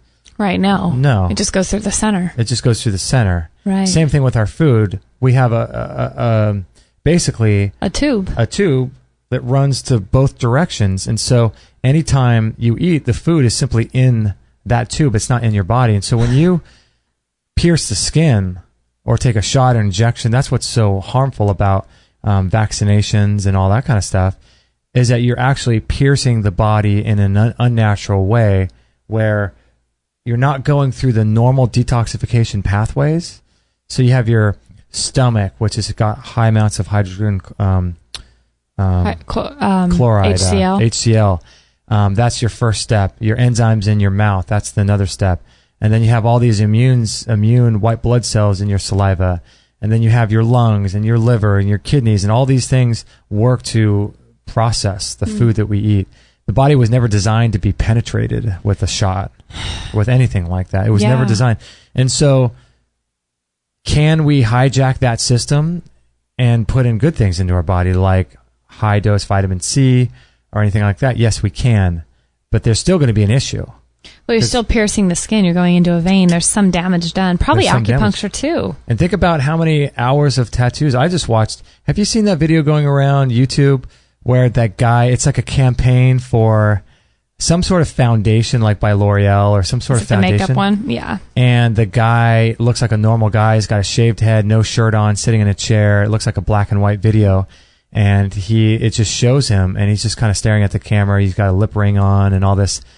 But then he starts taking this foundation and starts rubbing off. He starts all the taking wet cloths. all the foundation that he had already put on, and it turns out he was like this tattooed from all over his body. But think about the hours and hours and hours of needles that went into this person. Oh, I know. I know. And what kind of immune system response. All these things just add up over time. Have you ever, this might be a reach, and it's based off nothing other than my own wonderings right now. It just hit me, but have you ever kind of thought that the people that I know in my life that have tattoos tend to be more depressed? They're more depressed people. Oh, really? They have very more depressed personalities, and I'm wondering if that has anything to do with the onslaught of metals to the brain or in the body, and the more and more tattoos they seem to have in general, the more depressed they are. Like, I never thought about that. I think about my brother, and he has, a lot, and it makes me think, wow, he's not, the most chipper, half glass full kind of guy. All my clients who have tattoos, they seem to be, I wouldn't say all, but I'd say 90% of them seem to be an Eeyore type.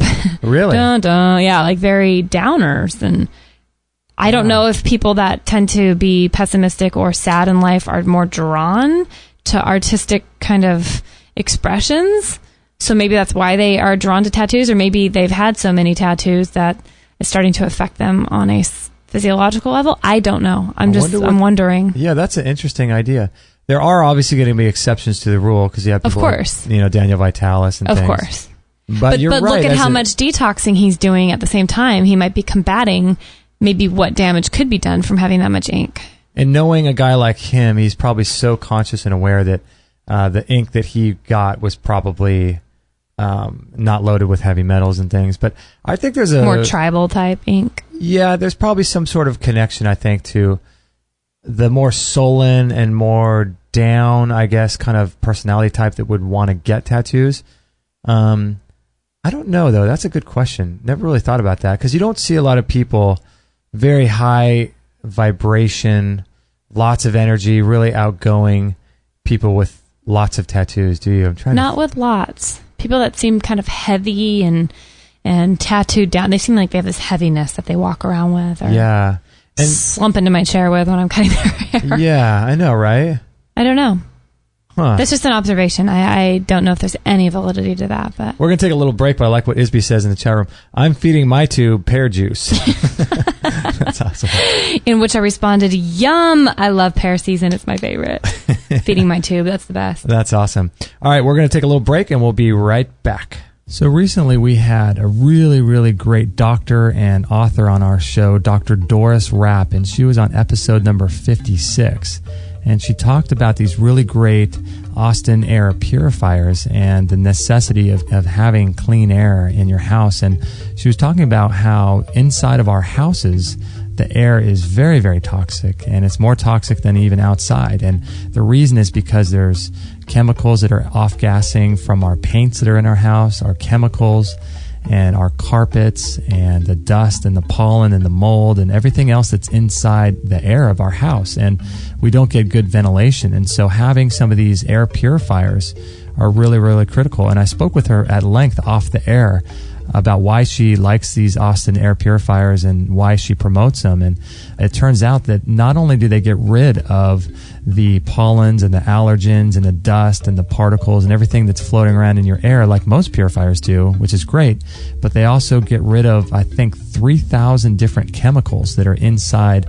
They're just floating around your house. And these things end up in our lungs and in our bloodstream and all of that kind of stuff. And Doris Rapp has been researching this kind of information for many, many years.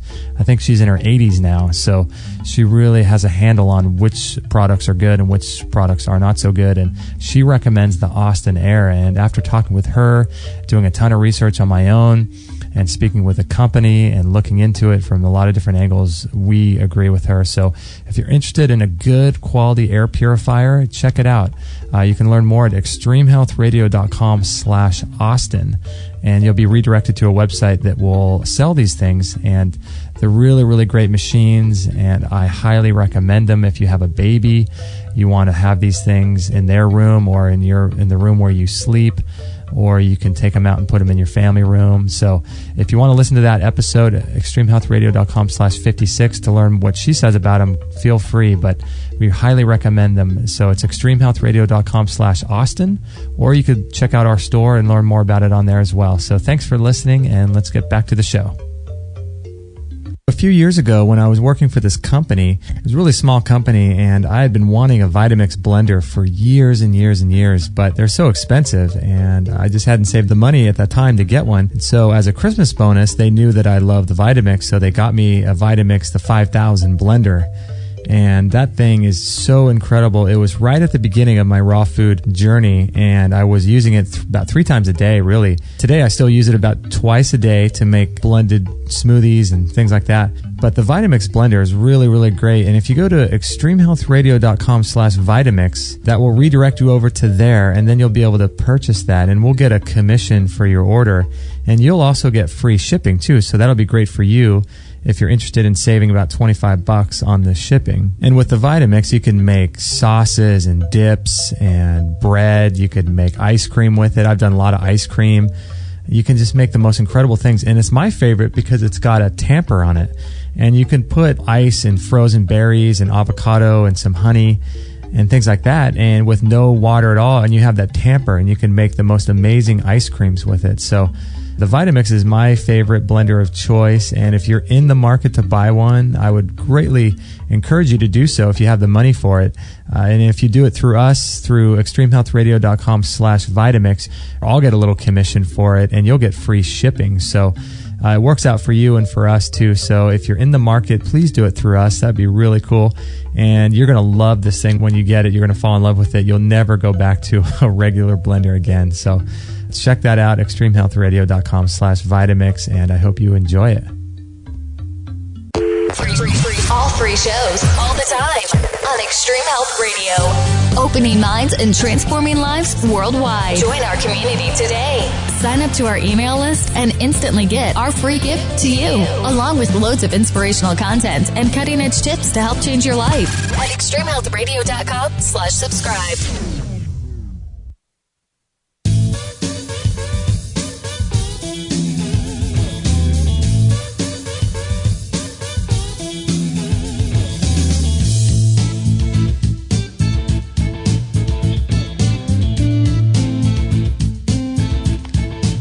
Sweet Sassy Molassie, we're back. Oh, I hope that you would reference that at least once every show. I love it. Sweet Sassy Molassie. Sweet Sassy Molassie. Well, I have to say, Tana in the chat room, I did not drink my pee, but I will say, if you are interested in doing that, it sounds like you're toying with the idea. You're sort of a little bit... I accepted the drinking the urine challenge. Yeah, it's our new version of the ALS Ice Bucket Challenge. That if you don't drink, if someone challenges you and you don't drink your own pee, then you get someone else's pee poured on you. Someone else just gets to pee on you. You know, Tana, have you heard that show with Steve Williams, I think his name was? We did a whole show on urine therapy. And remember how he said he stores tons of his pee in his refrigerator. And now that would be a conversation starter. He does it with his baths, doesn't he? Oh, that's right. He puts it in his bath. Yeah. Right? Whoever said don't pee in the pool? She's right. Yeah, it's wow, things you would never know. Fascinating show. If you go to extremehealthradio.com/urine, you like that? Extreme Health Radio. Extreme Health Radio. That's so gross. It's like extremehealthradio.com/puke. Puke. Hey, I just put it in the chat room and it didn't go in there. Oh. But yeah, I think if you go to extremehealthradio.com/urine, it'll redirect you. And Steve's interview, if you're interested in urine therapy, will be on that. But you know what might be something to consider, Tana, if you're interested in doing that, is doing like maybe a teaspoon of your pee and maybe a teaspoon of apple cider vinegar, and then maybe an ounce of water or something like that. If you do that, you won't taste the pee at all. That's the trick, huh? Yeah, you don't taste it at all. Okay. But yeah, I need to get back to doing that because I haven't done it in a while, and that's one of the things I want to do is get back into doing that, especially this time of year because it's so important for your immune system. That's just such a funny like goal. That's what I want to do more. I want to drink more of my pee. I want to get into drinking my own pee. Yeah. Sounds a little strange. Tana wanted a video of proof that I was going to do it, but I think that might get shut down. I don't think YouTube would like that.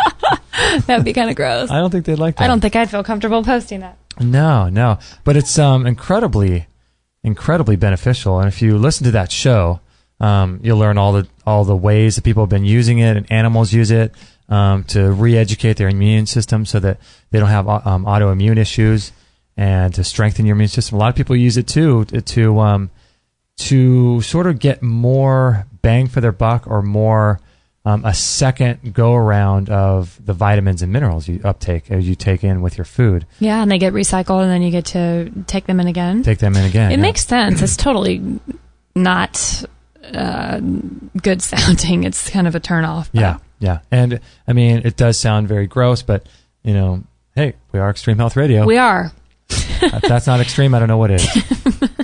But we've been experimenting recently. We had a really great breakthrough when we were in Palm Springs with improving our digestion. And that's something that I am experimenting on and working on behind the scenes, this whole digestion issue. And we're doing a lot of work in that area right now. But we stumbled across a really great book almost by chance when we went and got a massage from our massage therapist that we go to maybe once every other month or something like that. Yeah. But I've actually been going to her on and off for 15 years. Yeah, isn't that Ever cool? since I started doing hair, if you can believe that.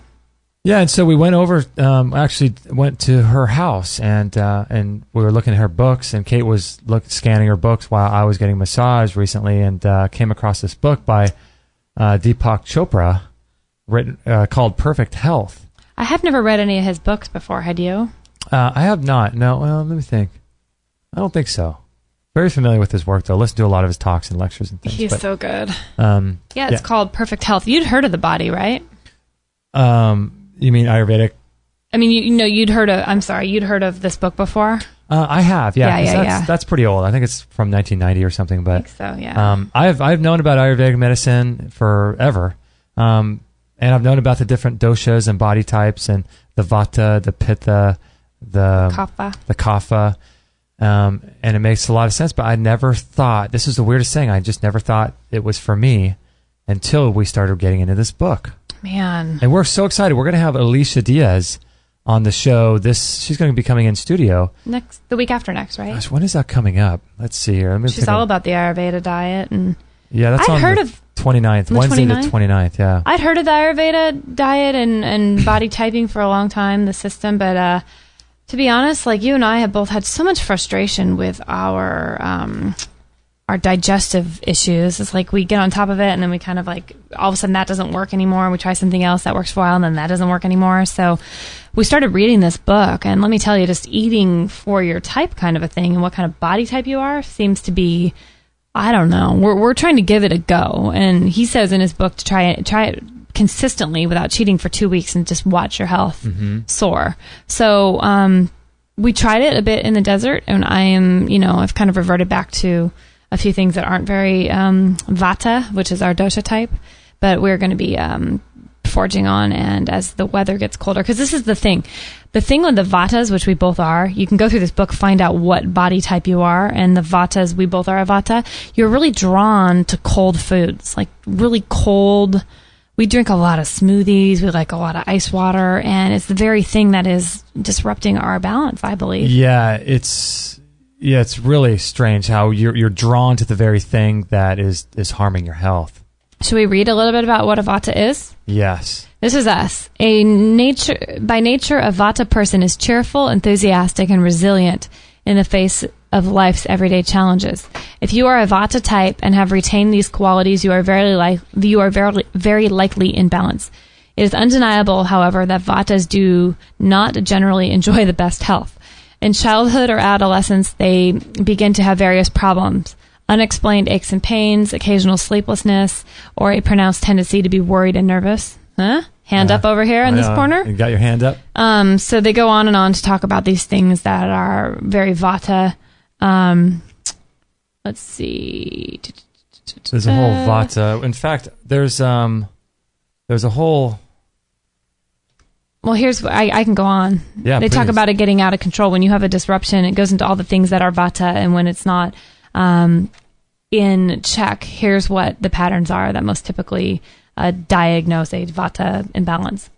You have been under stress recently and reacted to it with anxiety. You have exhausted yourself physically or undergone a period of mental strain or overwork. Justin. I know, right?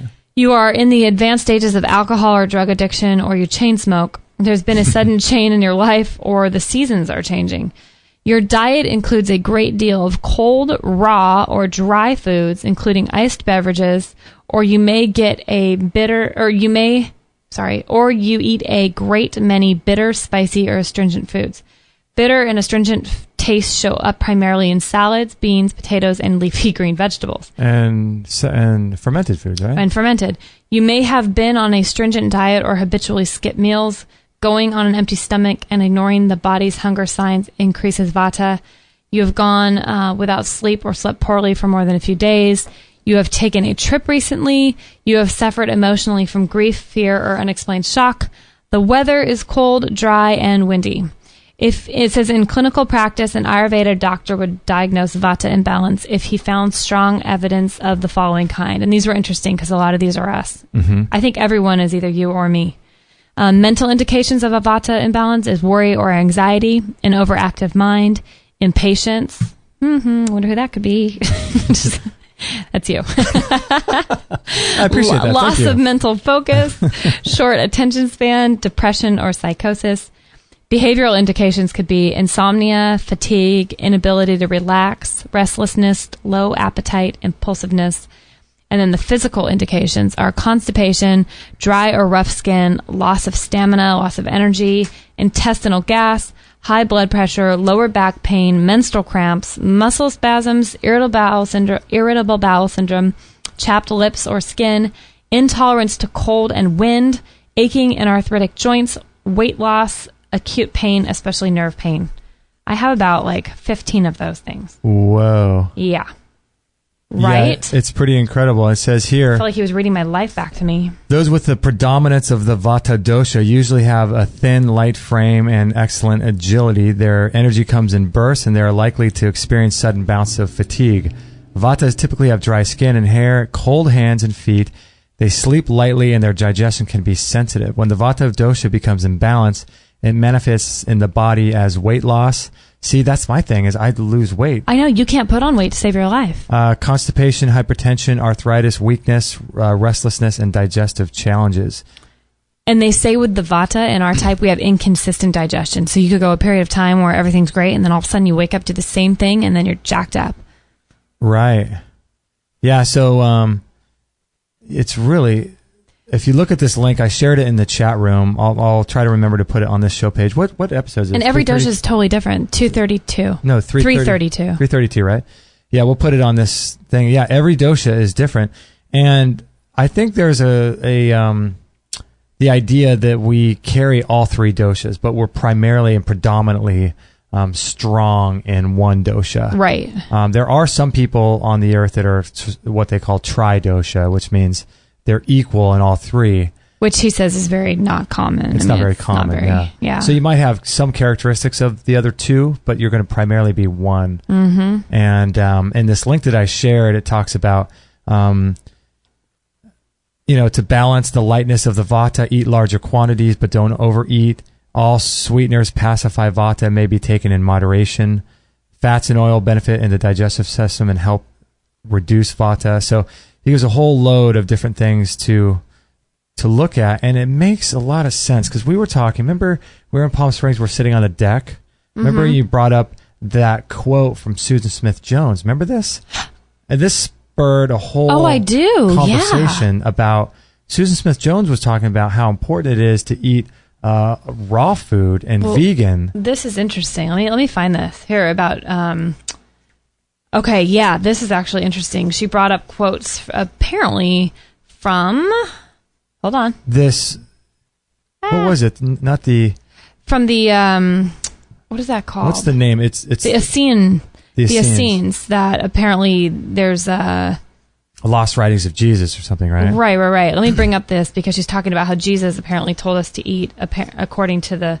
Essene culture back in the day, and that maybe this didn't make it into the Bible, but made it into the book of some sort of Gnostic the Essene Gospel of Peace. Okay. So this is apparently what Jesus was quoted as saying. And by the way, sorry, real quick, this is what Gabriel Cousins is really into as well, Dr. Cousins. Yes, yeah, and she mentions him throughout this book being very much about this. Yeah, we had him on the show. So in the Essene Gospel of Peace, books 1 through 5, Jesus is quoted as saying, "God commanded your forefathers, thou shalt not kill. But their heart was hardened, and they killed. Then Moses desired that they at least should not kill them, and he suffered them to kill beasts. And then the heart of your forefathers was hardened yet more, and they killed men and beasts likewise. But I say to you, kill neither men nor beast, nor yet the food which goes into your mouth. For if you eat living, in parentheses, uncooked food, the same will quicken you. But if you kill your food, the dead food will kill you also." Okay. And this was a quote that supposedly Jesus said, right? Right. And then it goes along with one more quote. In the same book, she writes, "We also find these words of Jesus." And he says, "And your bodies become what your foods are. Therefore, eat not anything which fire or frost or water has destroyed. For burned, frozen, and rotted foods will burn, freeze, and rot your body also. Be not like the foolish husbandman who sowed in his ground cooked, frozen, and rotted seeds, and the autumn came, and his fields bore nothing, and great was his distress. But be like the husbandman who sowed in his field living seed, and those fields bore live ears of wheat, paying 100-fold for the seeds he planted. For I tell you truly, live only by the fire of life, and prepare not your foods with the fire of death, which kills your foods, your bodies, and your souls also." That's heavy. Wow. So, gosh, there's so many things to pick apart with those two types of thinking, isn't there? There are, and that's what gets frustrating. You read a book like this where who knows what Jesus did or didn't say, but I mean, it paints a very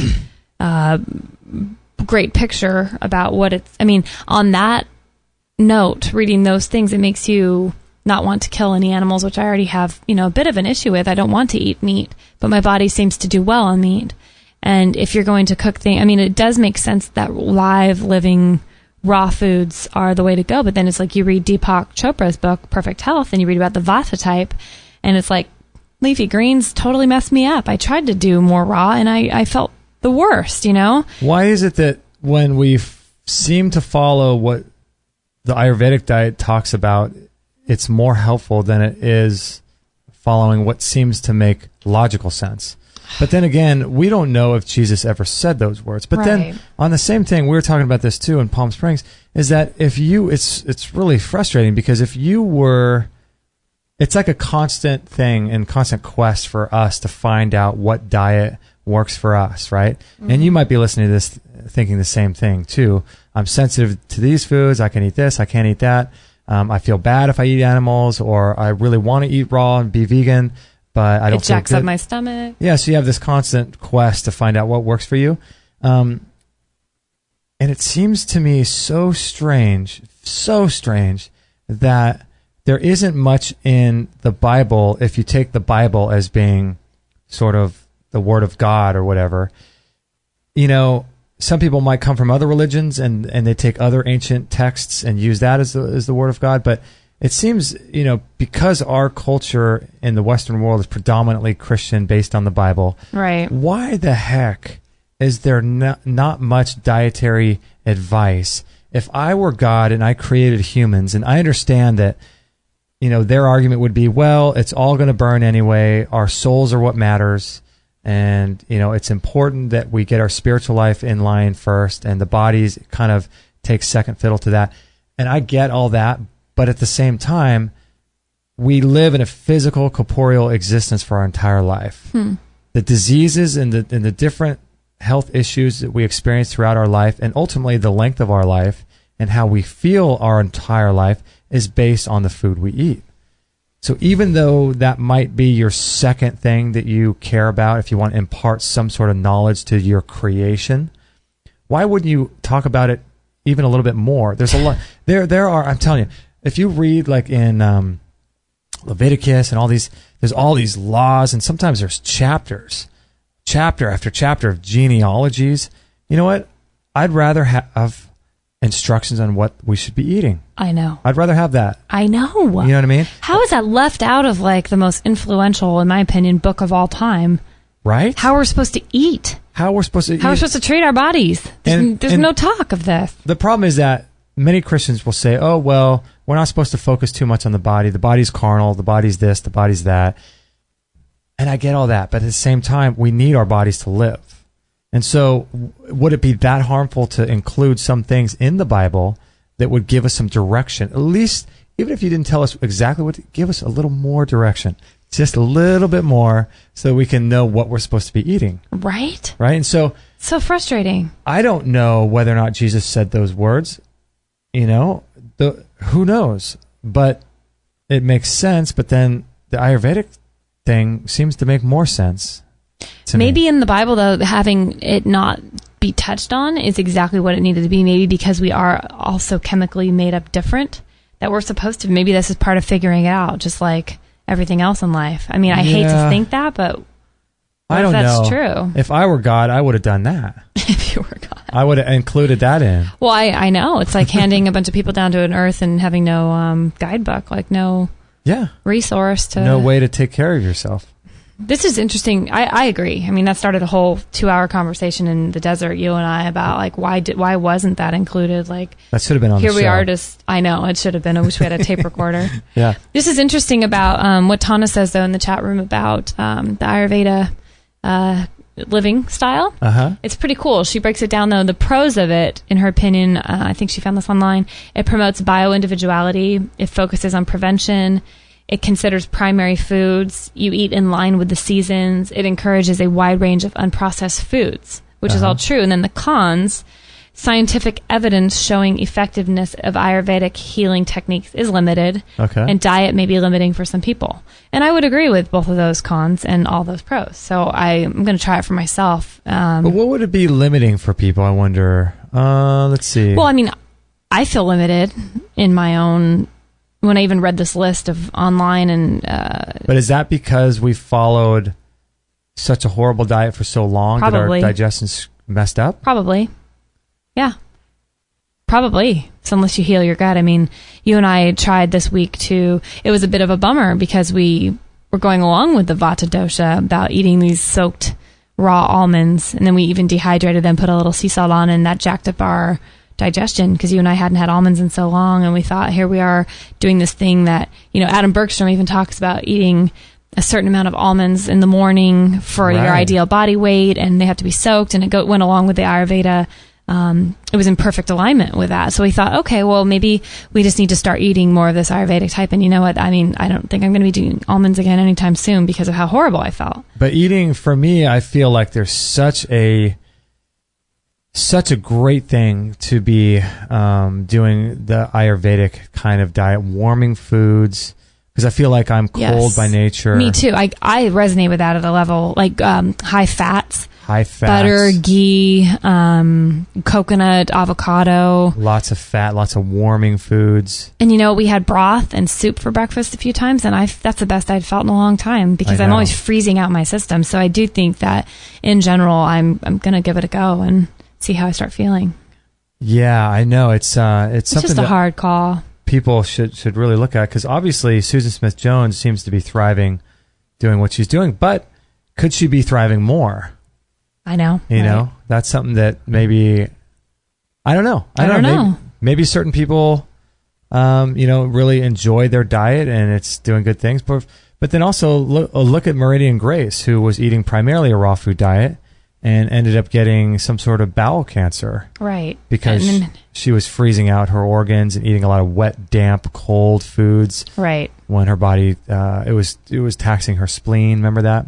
And damp spleen. Mm-hmm. And then basically she had to heal herself with bone broths and meat products. And I mean, that worked for her.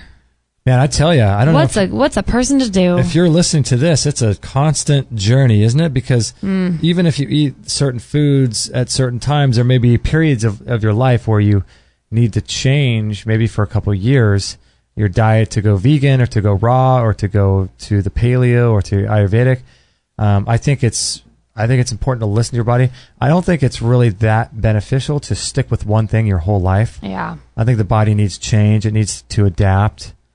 And it needs to be forced to deal with different types of food. So I think the most beneficial thing people could do is switch up their diet and eat with the seasons, and maybe go periods of time where you're vegan, and then go Yeah. periods of time where you do paleo. And I really resonate with the seasonal eating. I think there's something very, just really natural about that. That's why they're seasons. I mean, it seems to me like it's just not rocket science. Like foods come at a certain time for a reason, you know? how funny, Amber says in the chat room, I'm trying to take the dosha quiz and I don't feel like I fit into a lot of the options. What does that mean? I know, because I think there's some really extensive. The book is awesome. You can delve into that a little bit more. I definitely recommend Perfect Health, the book by Deepak, because it is the complete guide to figuring it out. And there are so many things you can go on and kind of weed out and figure out what has a stronger draw of the three, you know? Yeah, because, it's crazy, because if you look at the Ayurvedic diet and that type of healing system has been around for 4,000, 6,000, 8,000 years. I'm not sure how long it's been around, but for thousands of years it's been there, and it obviously it either has stuck around and people like it just because Mm-hmm. or it actually works, and most likely is it actually works. And so it's it would behoove everyone, I think, to look into it more and to look at what kind of body type you are and get out of the attachment to whatever diet you're eating now, that being the best diet for you, because there might be something here for the Ayurvedic doshas and body types and things, you know? I'm excited. I love trying new things, and I feel like I really resonated with it. And I know that you and I, from what we have read, we haven't read this whole book by any means, but we're going to set out to do it. And I just go, yeah, this just makes sense for me right now, and it feels really right. So I'm going with the feeling. I know Isby says longer than our medical system, which is true. Ain't that the truth? Yeah, because Longer than Ebola's been around. yeah, our medical system's been around for 100 years. I mean, seriously, it's the new kid on the block, Right? and it's just controlling everything. There's a really interesting quote in this book that I like to read here really quick. It's from a book called Reinventing Yourself that I'm reading right now. A metaphysical self-renewal system by Dick Supton. And it's chapter 9, and it's called Mirroring, which is really interesting, the idea of mirroring. And he goes through and he talks about all these different experiences he's had in different seminars, and his time speaking with people and the conversations he had with them. And he says, the positive or negative qualities you react to in others are a reflection of the same qualities within you. Other people are a mirror for you. If you are aware, you can learn from the mirror. If you see fear in someone else, you're recognizing fear within yourself.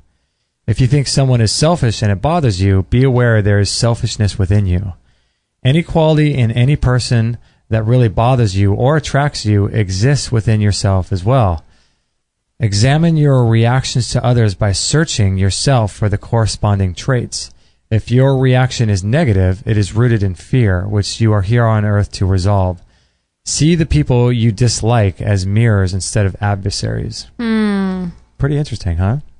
You know what that reminds me of? I was talking with Amy Schuber last week that we had on our show. Oh, yeah. From avschuber.com. She has her own podcast launch, by the way, called Inspired Conversations. Is it up? It is. Nice. I definitely think if you guys like this show, you would like Inspired Conversations. It's very motivating and very beautiful and well done. And she's become a really good friend of mine. We've been hanging out. She only lives about 40 minutes from here.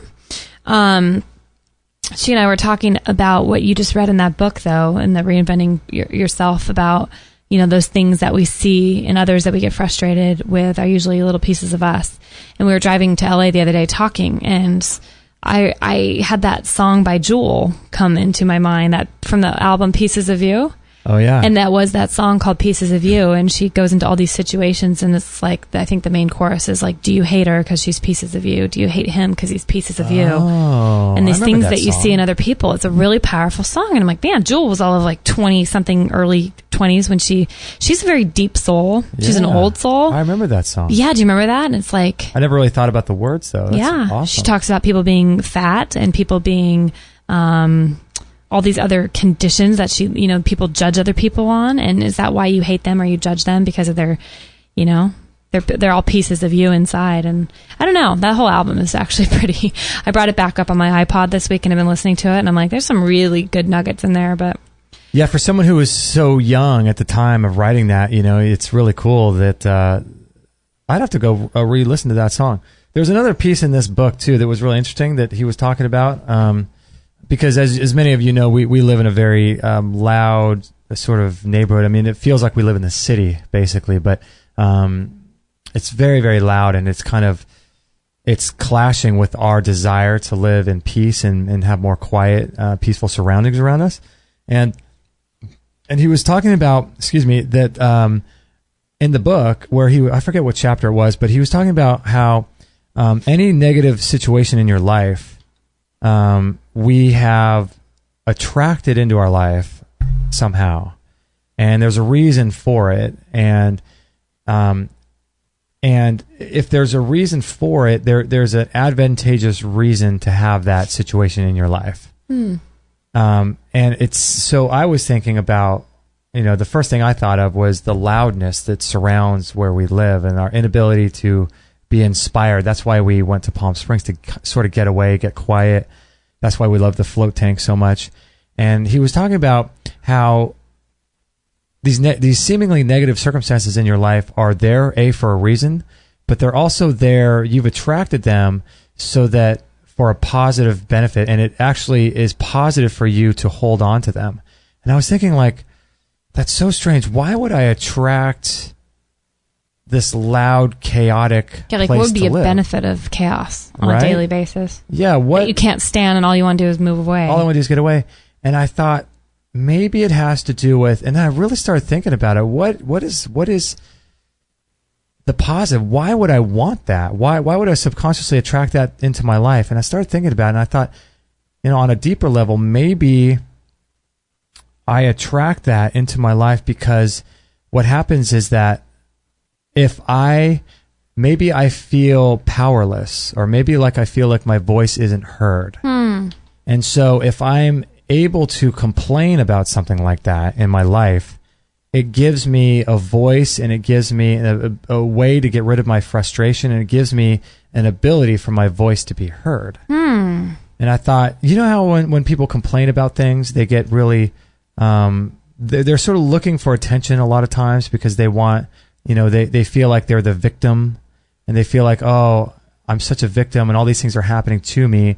So the only way to sort of get some sort of pleasure is for people to pay some attention to me. So Right. I'm going to complain. That's the whole, Or I'm going to create an illness in my body so that I have something to feel sorry for myself so other people will pay attention to me. I mean, right. Right. It And happens so a lot. Maybe I thought that could be one of the reasons why we've created this environment, this chaotic, hectic, sort of loud, because there's construction going on and there's loud cars going on around us. It allows me to complain about that and feel like You're validated in I'm it. validated in our struggle to get out of that. And then I thought, Interesting. okay, well, I could see that now. I can understand that. And then once you sort of know subconsciously stuff that you never really thought of before, why you act certain ways, it's pretty interesting because now you can think, okay, how can I, through prayer, meditation, and doing some deeper spiritual work, overcome that? You know what I mean? And how can I get past and know how my body works, and so I can move beyond the ability to, I don't need to have that to complain about or to be upset about, Right. because I feel powerful and I feel like everything is, we're choosing to live where we're living, and at any moment we could leave, Yeah. and we do have ultimate power. And so I thought that was really interesting. That is interesting. We talked about that a little, you and I, this week, and I told you that's what I've been doing so much with my job at the salon, because I've been working there for 15 years and I've been done in my head for 10. Honestly, I mean, I've been over this job for so long, but you know, it's funny the way we sabotage ourselves into staying in things, because I created myself a world of debt. You know, living paycheck to pay. I was just thriving, making myself live in this situation to where I became so attached to having to basically need it. It became a crutch where I couldn't get out of it. Well, lately, I mean, since I've kind of been in this new way of living, I've created an exit strategy, and it's coming closer and closer to that day. But I started telling myself in the last year, I just played a game in my head saying I could be done at any point. I could walk away. I'm staying here because I choose to, and not for long, and I will leave. But if I wanted to walk out today or any day, I could be done. It's not as if somehow your life would suddenly come crashing down and it would end. Well, no, and it gives you You freedom. would It gives you freedom being there for that day. You're like, okay, well, I could be done. So I choose to have more, because I'm choosing to be here. I'll have grace for this person and enjoy this conversation and try to encourage them, because I could walk away if I get too frustrated, or I could leave, or you know. And it actually has gotten me through the last year just playing that mental game. Yeah. It's funny what you can do with a more cheerful heart and a better attitude when you know that your life and your wellness and your financial security doesn't depend on that. Even if it does, tell yourself it doesn't. That's what I've been doing. Like, And I've been like, lie to oh well, yourself. like I do. I lie to myself, and you know, Yeah. it's probably the only good way to lie is to Yeah. lie to yourself in a way that's going to, you know, benefit you. Yeah. Lie in a way that's going to benefit you, you know, and pretty soon you'll believe it. And what a great thing, right? It's pretty amazing. You know? So that's what you're doing. I think that's exactly what you've chosen to do in this situation of living. And I have too. We have to look at it in that way and kind of play that game mentally in our heads. And then when we leave, we leave. And it's not because we're so desperate. It's because we chose to leave. I mean, even if that's Exactly. not the reality, that's the reality I'm choosing to make it. So And, you know, next week, I want to talk a little bit about some of the things that we have been doing to overcome some of this, and hopefully it might help you in your life in some way. But, yeah, some of the solutions that we've been using. So I think that'll be really cool. Wow, it's been a quick show, Kate. It's an hour. quick 47. show. Well, time goes by quick, yeah, oh yeah, that way. doesn't it? Mm-hmm. It's crazy. Yeah, this is, so this is It's episode. been so much fun today, you Oh, guys. it's been so awesome. I missed everybody. I missed my family. I know it's been 2 weeks. Oh, really missed you guys. It's been really fun. Thank you for constantly making it fun to come back to. Oh yeah. And this was episode 332. Yes. Because I don't have the notes. in You front of me. got it. Awesome. All right, we'll put all the links to this. And you know what? We are a little behind in posting our shows. We haven't even posted Monday's show with, what was his name? Bill Henderson. Bill Henderson. Yeah. Or Wednesday's show or Thursday's show. So we are way behind. So we apologize for that. Life has just been crazy. So we're going to be working on that. So stay tuned the next few days. We're going to be adding those shows up to the website. They'll pretty be here soon. Yeah, they'll be up pretty soon. And Dr. Nunley, we had him on. Oh, yeah. Our Oh, dentist. that show is great. Yes. That show is, oh, man, Dr. Nunley. I love and Bill Henke, we had him in studio. I know, right? Yeah. Which I have some thoughts on the next time we have a free-for-all. I'll Oh, speak yeah? about that. Mm-hmm. because something that Bill Henke was talking about in the pranic healing, and then something I ended up watching on George Norrie, aka Chuck Norris, about exorcising demons. It went along right in line with each other, which I want to touch on next week. So I'll put a little note here. Stay tuned for demons and pranic healing conversation. Pranic healing. Yeah, so if you guys could, I'm going to post a little link in the chat room. I think all of you in the chat room have helped us here on iTunes, but if you haven't written us a review on iTunes, that would be really helpful if you guys could do that.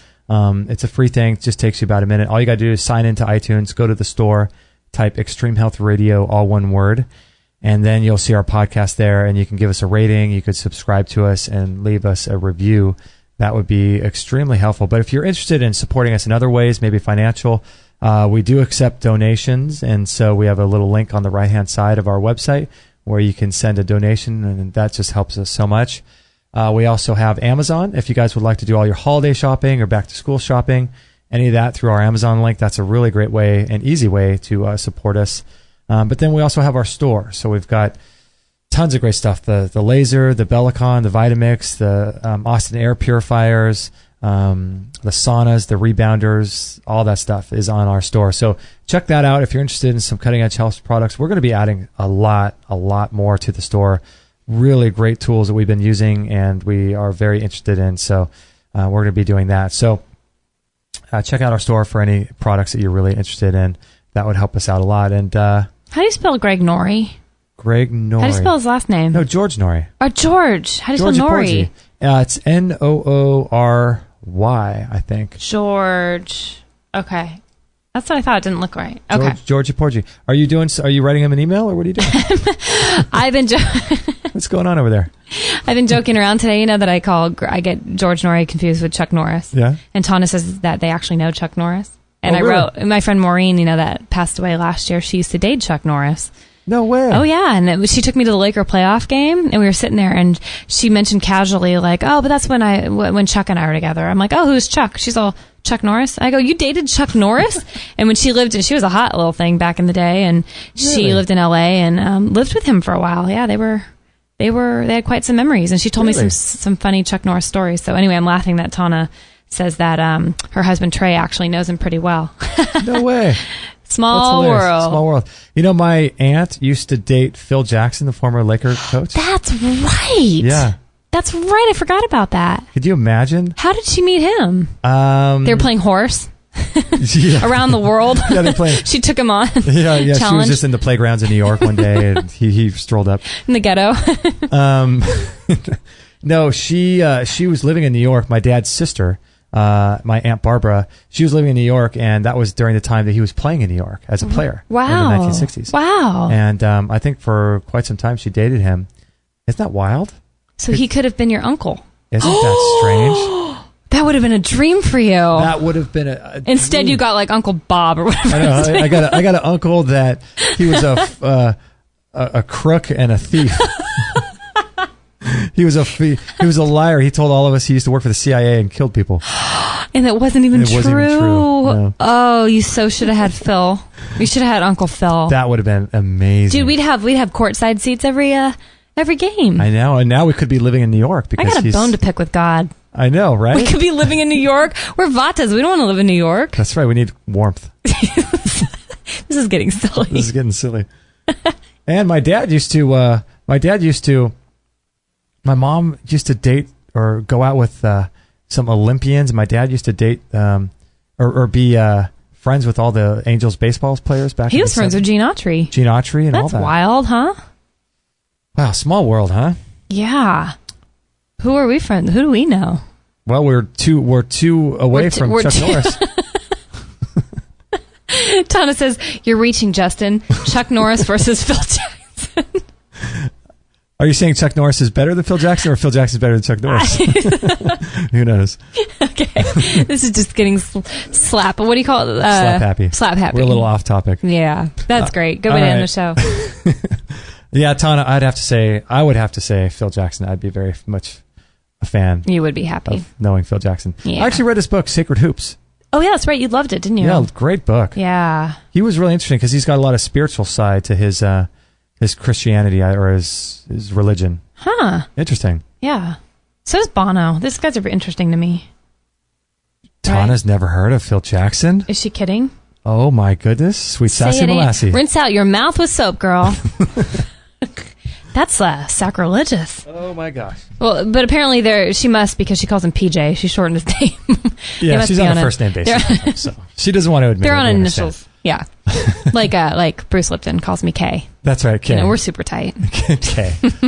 All right, everybody. Thank you so much for joining us. We appreciate it. We had a lot of fun. Hopefully, you guys enjoyed the show, and please pass the show on to your friends. We'd appreciate that. That'd be awesome. That would be great if you guys would do that, or any one of our shows that you think your friends might like. If you share it on Facebook, that helps us a lot. Don't forget the iTunes and the Amazon if you are interested, and then we also have our store as well. So check all that out, and we'd appreciate it, and we really appreciate all of you guys. We couldn't do this show without you. It's just such an honor to be here. We love each and every one of you. It's just a good time.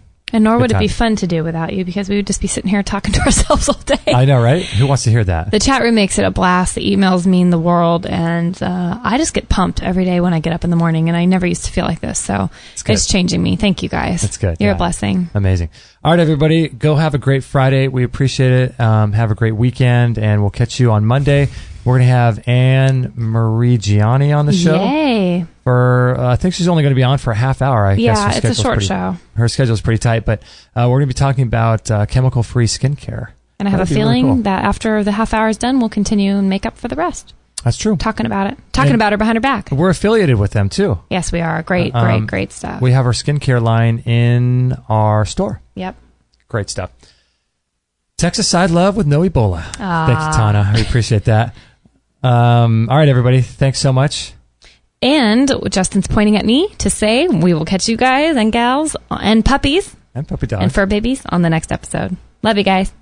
Hey, everybody. This is Josie, Justin's mum. Don't tell him, but I know he would absolutely be really happy if you would sign up to his free weekly newsletter. My mom's a little nervous here. And don't forget to share this with all your friends. This is the buzzing bumblebee signing off. That's so good. Hello.